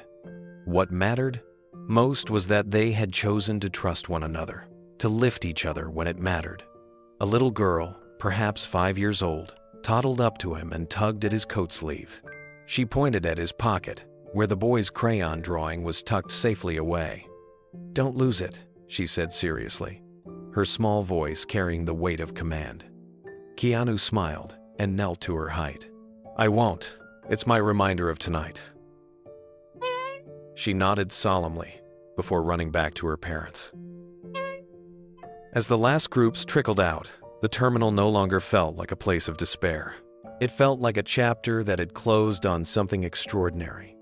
Keanu pulled his coat tighter, feeling the folded drawing against his chest, and knew he would carry it far beyond the storm. By the time the storm eased and the first rays of sunlight spilled across the tarmac, the story of the night had already begun to take on a life of its own. Phones that had sat unused through the darkest hours of the blizzard now buzzed to life, screens lighting up as passengers reconnected with the outside world. But instead of rushing to complain about delays or missed connections, many reached instinctively for their cameras and keyboards, eager to capture what had unfolded. A young college student, still wrapped in her blanket, snapped a photo of the cardboard board. Its surface was crowded with overlapping names, arrows pointing to rideshares, and messy scrawls of gratitude. She posted it with a simple caption, "This board saved us tonight." And yes, that's Keanu Reeves who made it happen. Another passenger, the mother with the baby who had finally fallen asleep to Keanu's lullaby, took a short video. In it, her child rested peacefully in her arms while Keanu sat nearby, strumming the guitar with the group singing softly behind him. She uploaded it with trembling hands, writing, "We were stranded, scared, and exhausted. Then this man showed us what kindness looks like. I'll never forget. Tonight." Within minutes, her post spread. Comments poured in. Only Keanu would do this. Proof that heroes aren't just in movies. This made me cry. The story leapt from feed to feed. Strangers across the country, captivated by the unlikely scene of an airport terminal transformed into something more than a waiting room. The soldier who had spoken of missing Christmas with his family posted a photo of Keanu kneeling beside the baby's mother. He captioned it, "Not all leaders wear uniforms. Some just show up when you need them most." His words carried weight, especially to those who recognized the look in his eyes. A soldier giving respect where it was due. Soon, multiple angles of the night emerged. Someone posted a shot of Keanu holding the crayon drawing given to him by the little boy. Another shared a candid picture of him helping a grandmother adjust her bags before she left for the motel. Dozens of small, quiet acts moments that might have passed unnoticed in the rush of real life were now frozen in time, magnified by the glow of social media. The comments didn't just come from strangers. Families tagged one another, writing about how they had shared rooms or found rides because of the board. Parents explained to friends that their children had been comforted by a man they'd only known from movie posters. A teenager wrote, "Last night, I thought I'd miss my future. Today, I just learned what it means to believe in people again." The story spread beyond the passengers.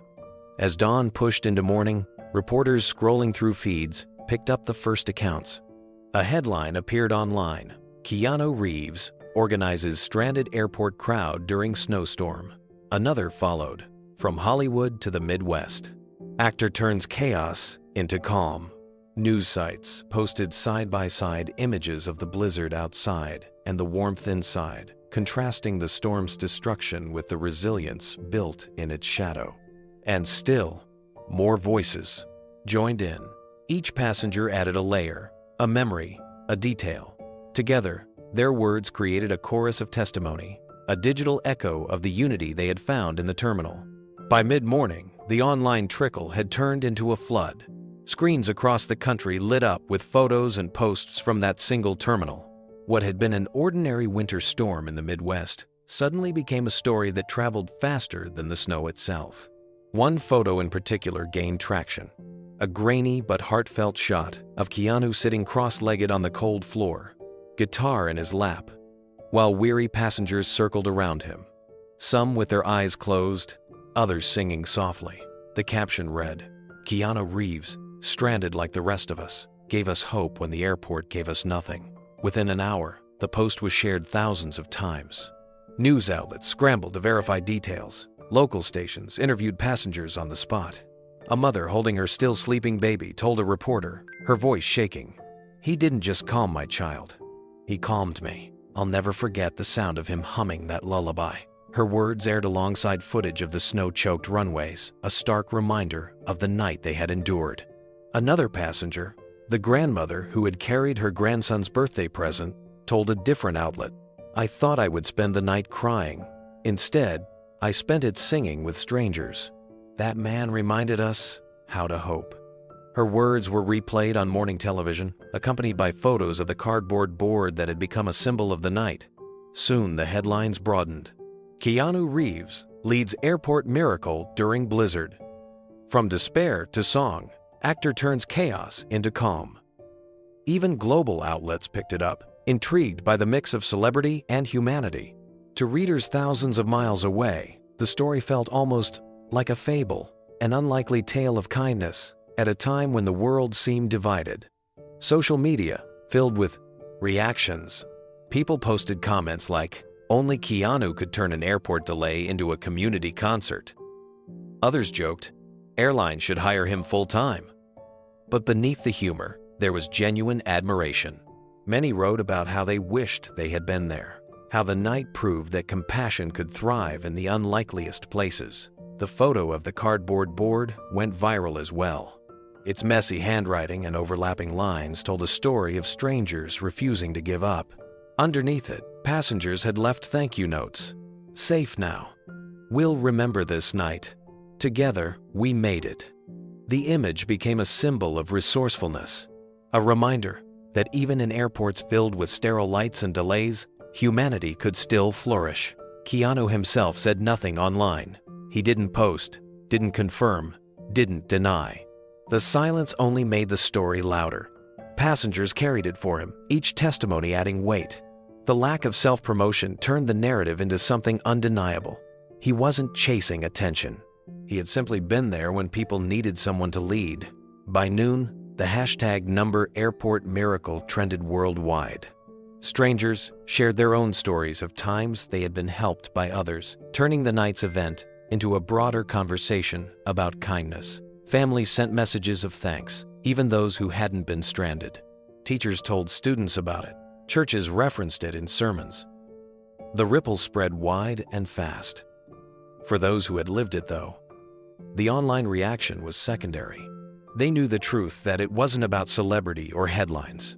It was about a night when fear gave way to trust, when strangers became neighbors, and when a man with a guitar and a quiet voice helped turn an airport full of despair into a community bound by song. And for Keanu, walking quietly through the terminal with a folded crayon drawing tucked safely in his pocket, the real witness accounts weren't on screens.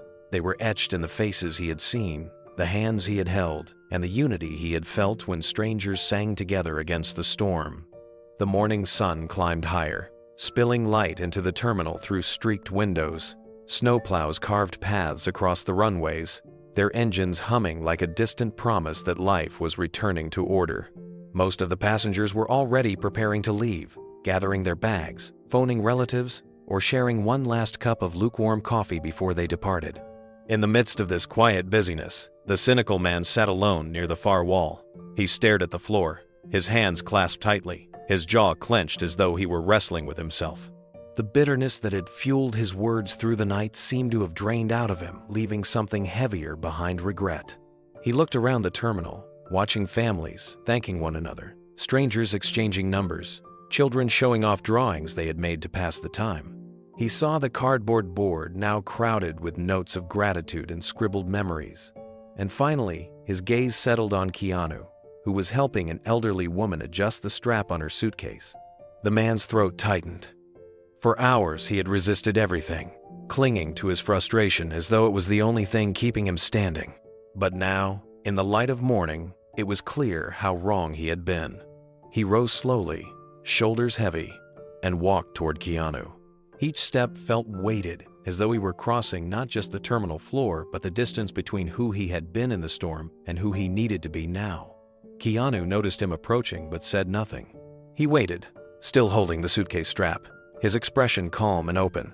The man stopped in front of him, shifting his weight awkwardly, his voice low. "I was wrong about you." The words cracked as they left his mouth, carrying more honesty than pride. He glanced away, ashamed. "I thought you were just showing off. Just another actor trying to play hero. But I saw what you did. You didn't have to. And I'm grateful." Terminal grew quieter as those nearby caught the exchange. Passengers who had seen the man's earlier outburst watched closely now, sensing that this moment mattered. Keanu let the silence linger for a moment before he spoke. His tone was steady, not harsh, not triumphant. "We all get tired when we're stuck," he said. "We all say things we don't mean when we feel hopeless. What matters isn't what we said last night. What matters is that we got through it together." The man blinked rapidly, his lips pressed tightly, as he tried to hold back the emotion, threatening to spill out. He extended his hand slowly, uncertain if it would be accepted. Keanu didn't hesitate. He took it firmly, giving it a single shake, no resentment in his grip. The gesture was simple, but it carried the weight of forgiveness, of understanding.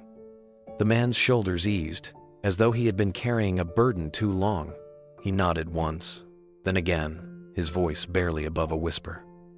"Thank you for everything." Nearby, the grandmother with the birthday present dabbed her eyes with a tissue.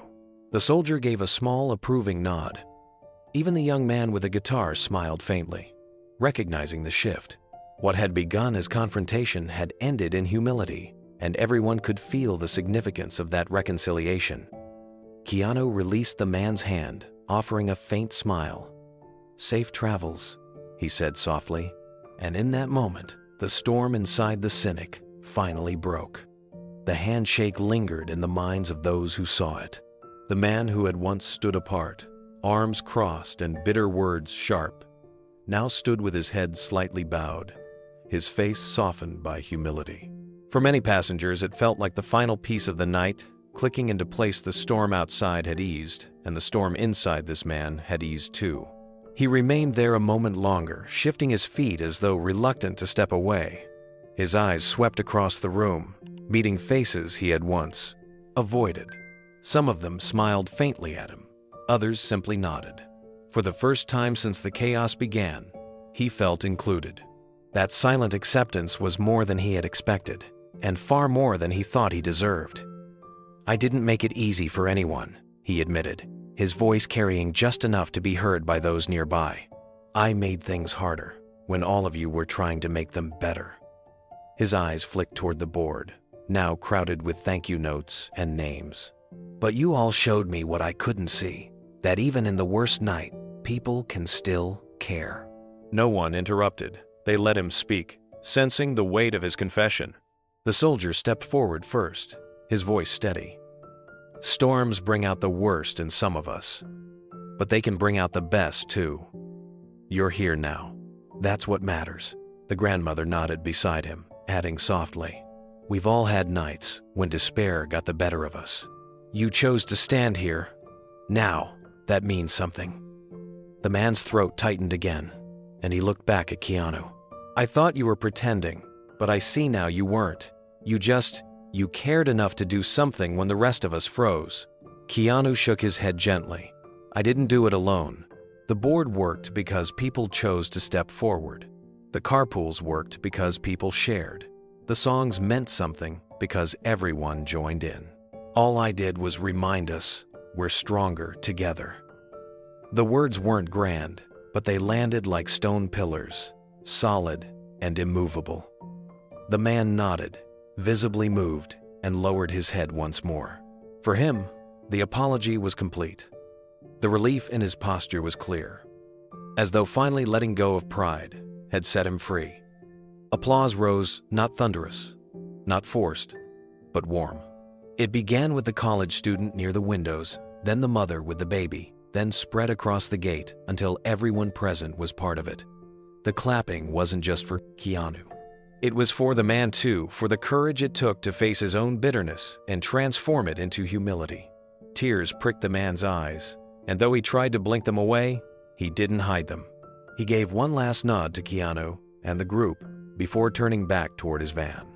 As he walked away, there was no longer a wall between him and the others. He had become part of their story, not the shadow on its edges. Keanu watched him go, his expression calm, his hand brushing the pocket where the boy's crayon drawing rested. The storm had tested them all in different ways.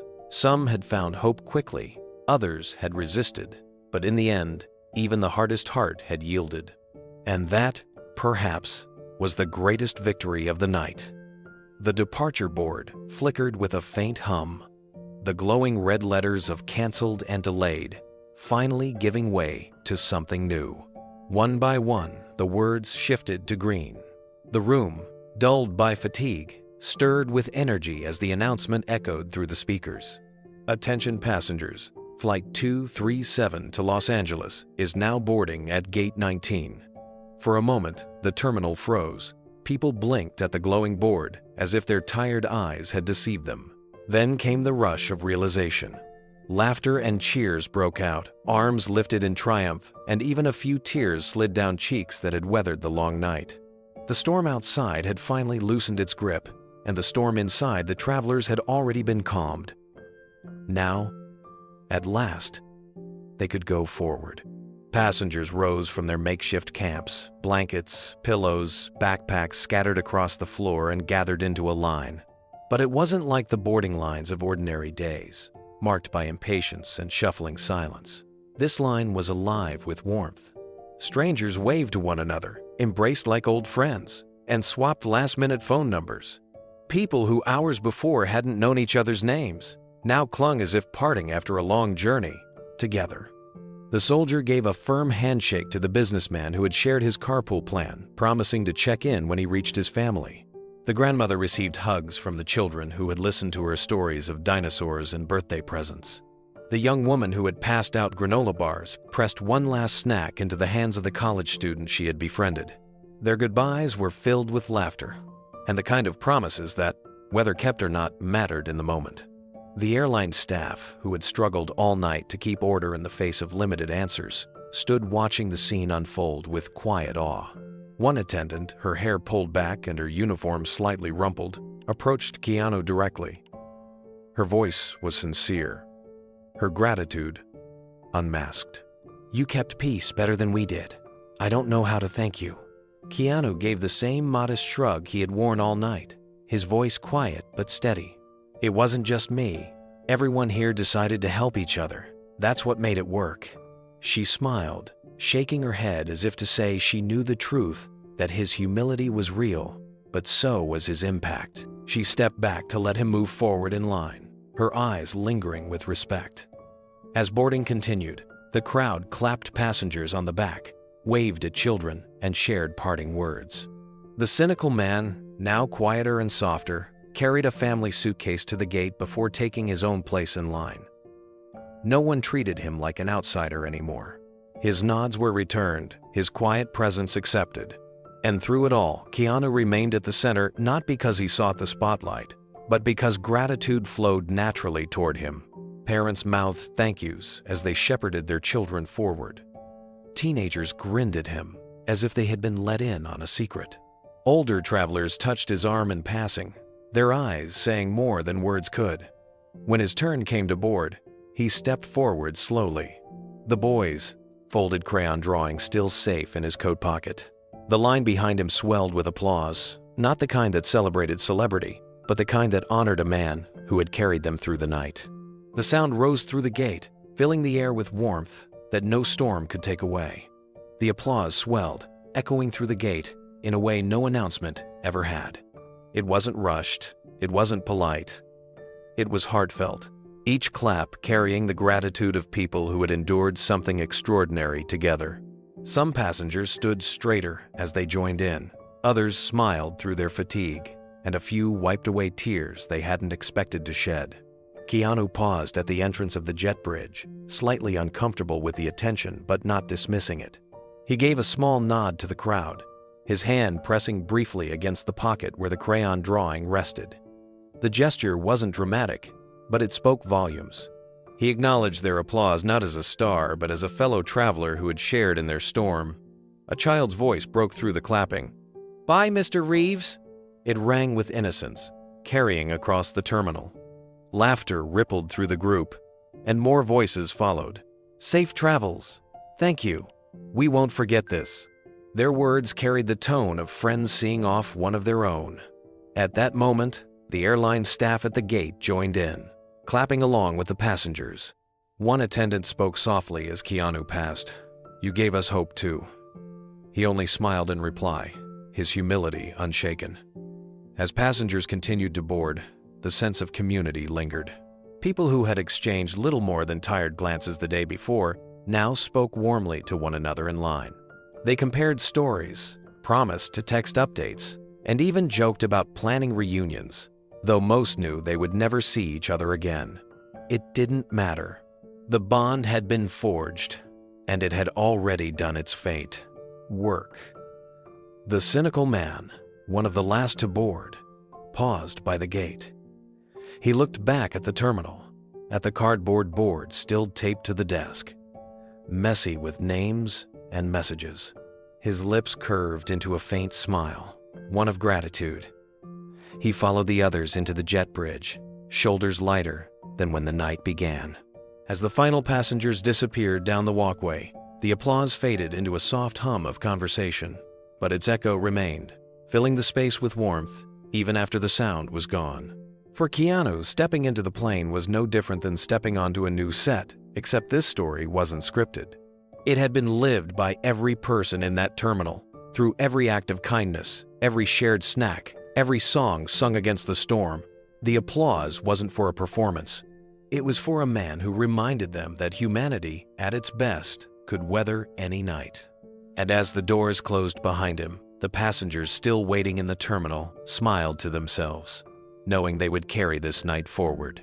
Not as a delay, not as an inconvenience, but as a memory of hope found in the unlikeliest of places. The plane touched down in Los Angeles, beneath a sky so bright it felt like a different world entirely.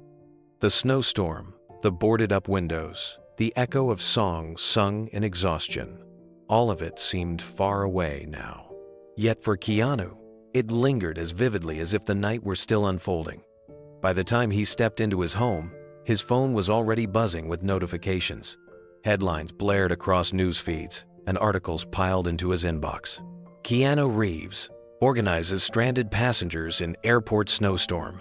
Actor leads night of hope during Midwest blizzard. The stories were everywhere, accompanied by photos of him at the cardboard board, crouched on the floor with a guitar, or kneeling to calm the baby. Keanu scrolled through them with a mixture of disbelief and discomfort. He hadn't acted for cameras that night. He had acted for people, for the soldier who needed direction, for the grandmother with her gift, for the mother holding her child. To see it turned into headlines, to watch it go viral, felt strange. Fame was something he had learned to live with, but moments like this reminded him why he preferred silence over spectacle. Still, one object grounded him. He reached into his coat pocket and pulled out the crayon drawing. The paper was wrinkled from travel, but the bright colors of the sun and plane still shone. A child's hand had pressed hope into that page, and for Keanu, it carried more weight than all the articles combined. He pinned it to the wall in his study, just above the corner of his desk. It wasn't decoration, it was a reminder. That night in Los Angeles, as the city pulsed with its usual rhythm, Keanu sat quietly, replaying the events of the storm. He thought about the cynic who had changed, about the soldier's gratitude, about the lullaby that had stilled the cries of a baby. He thought about the board, now abandoned in the terminal, but etched into memory. These weren't performances, they were choices, and he knew they mattered more than the headlines could ever capture. Online, debates sparked. Some argued it was just luck, that anyone could have stepped up. Others insisted it was leadership, the kind of leadership born not from titles but from character.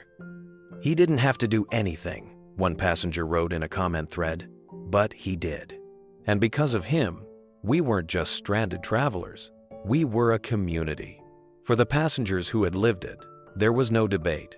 They remembered the exhaustion, the despair, the cold grip of fear when the third delay was announced. And they remembered how it had all shifted when one man suggested they set up their own route. To them, Keanu wasn't an actor that night. He wasn't a celebrity. He was simply the man who carried them through. The days that followed were a blur of articles, social media posts, and news segments replaying the same images again and again. Television hosts marveled at the cardboard board, holding it up as a symbol of grassroots unity. Commentators praised his humility, while fans flooded timelines with messages of admiration. But in the quiet of his home, Keanu felt a familiar discomfort. He had never been drawn to the spotlight. Not really. Acting was one thing. It was a craft, a form of storytelling. But moments of genuine humanity, like that night in the airport, weren't meant for headlines. They were meant for those who lived them, for the people who had shared sandwiches, car rides, and songs. For the mother who finally got to rest while her baby slept in her arms. For the soldier who could finally get home. For the grandmother whose grandson would open his gift after all. He sat in his study late one evening, the crayon drawing pinned neatly above his desk. His gaze lingered on its crooked sun and bold strokes of blue sky. It reminded him of why the night mattered, not because it had been captured, but because it had been real. The child who drew it had given him a gift more lasting than applause, more honest than articles. It was a fragment of hope, pressed into paper with tiny hands. Every so often, Keanu would glance at the headlines again, just to see what people were saying. Some called him a hero. Others claimed the story had been exaggerated, that passengers had built it up because of his fame. He shook his head at both extremes. He didn't feel like a hero, and he knew the passengers would have found their way, with or without him. What mattered wasn't his name. What mattered was the proof that people could still come together when everything around them seemed to fall apart. Meanwhile, the passengers who had been there continued to tell the story in their own words. One posted about how she had met a lifelong friend that night, all because they decided to share a ride to a hotel. Another wrote about the lullaby, confessing that she had wept in relief when her baby finally closed his eyes. Others remembered the laughter during the song at the gate, the moment when fear had turned into harmony. Their memories carried a weight that no headline could dilute. In Los Angeles, Keanu lived quietly, carrying on with his work, his routines, his long rides through the city streets. But the drawing on the wall stayed, untouched and unmoved. Whenever he glanced at it, he remembered the warmth of the terminal, the faces lit by more than just fluorescent lights, the sound of strangers singing together as if they had known each other forever. For the world, it was a story that went viral, one more chapter in the endless news cycle. But for those who had lived it, and for Keanu himself, it was something far deeper. It was the night when a storm stranded hundreds, and yet, somehow, nobody was truly left behind. And for the passengers who still spoke of it, one truth remained constant. He hadn't been an actor that night. He had simply been the man who took the terminal home. The house was quiet, bathed in the soft glow of morning sunlight pouring through tall windows. Outside, Los Angeles moved at its usual hurried pace, but inside, Keanu sat at his desk with a pen in hand and the crayon drawing pinned above him. The drawing caught the light, its bold strokes of blue and yellow almost glowing, as if the child who had created it had somehow captured the essence of hope in the simplest of forms. He opened his journal, the leather cover worn from years of use. Slowly, deliberately, he began to write. His pen moved steadily across the page, each word a release of the thoughts that had lingered since the storm. In the coldest night, Strangers warmed each other, he wrote. The words settled on the page, and he paused to reflect. He remembered the mother with her child, her face etched with exhaustion before the lullaby had given her a moment of rest. He thought of the grandmother who had nearly missed her grandson's birthday, her relief palpable when flights resumed. He remembered the soldier's quiet gratitude, the granola bars passed around, the cynical man's apology that had silenced the terminal. Each memory flickered like a frame in a reel, replaying itself with vivid clarity. Leadership isn't about titles, he continued to write. It's about stepping forward when no one else will. He set the pen down for a moment and leaned back in his chair. That truth had revealed itself to him in the most unlikely of places. Not on a film set, not in a meeting, but in an airport terminal where hundreds of weary travelers had been forced together by a storm. It wasn't about being recognized. It wasn't about being admired. It was about being willing to act when inaction left people adrift. He closed his journal softly and turned his gaze toward the window. The sky was clear, painted in hues of gold and soft blue. After the storm, there was always a morning like this, calm and full of promise. He let the silence linger, knowing that what had happened would stay with him, not because of the attention it had drawn, but because of the humanity it had revealed. On his wall, the crayon drawing reminded him that even in the darkest hours, light could be found in the simplest gestures, a child's hope, a shared meal, a song sung off-key but sung together. Those were the things worth carrying forward. And now, to those listening, his reflection reached outward, bridging the gap between one man's journal and the countless lives beyond the screen. Have you ever been stranded but found unexpected kindness? He asked. Share your incredible story in the comments. Tell us about the moment when someone surprised you with compassion, when a stranger became a friend, or when a storm became the setting for something unforgettable. His voice, quiet yet steady, carried one more invitation. What would you have done if you were at that airport? Would you have stepped forward, or would you have waited? Tell us below. And don't forget to subscribe for more incredible stories like this one. Stories that remind us of what we can be when we choose to come together. The journal lay closed. The drawing hung bright. The morning light filled the room, carrying with it the same warmth that had filled the terminal when strangers had become a community. The pen rested on the journal, but Keanu's thoughts continued to flow. He leaned forward, elbows on the desk, staring at the drawing pinned above him. It wasn't neat. The lines stretched beyond the page, the sun's rays uneven, the plane's wings crooked. Yet there was something pure in its imperfection. It captured the night better than any headline could. It was a child's vision of hope, rising out of chaos. He thought about how easily that night could have gone differently. A few more hours of despair, a few more bitter words, and the terminal could have dissolved into frustration and anger. Instead, people had chosen cooperation over conflict. They had chosen to look after one another. He realized then that leadership was never about controlling others. It was about unlocking the strength that already lived inside them. His reflection deepened as he considered the passengers. The grandmother was probably home now, watching her grandson tear the wrapping off the birthday gift she had carried so carefully. The soldier, perhaps, was sitting at a family table, his uniform jacket hung on a chair as he recounted the strange night when strangers became brothers and sisters. The mother, holding her baby close, might still hum the lullaby he had started, her child asleep against her shoulder. Each of them carried forward a memory, not just of being stranded, but of finding community. For Keanu, that was the true gift of the night. Not the applause, not the articles, but the quiet knowledge that he had been part of something that revealed the best in people. It reminded him that kindness was not a performance. It was a choice made in the middle of the storm. He rose from the desk and walked to the window. The city stretched out before him, alive and restless. But he let his gaze linger on the sky.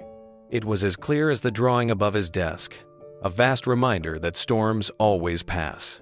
What remained, long after the snow melted, was the way people treated one another when everything felt uncertain.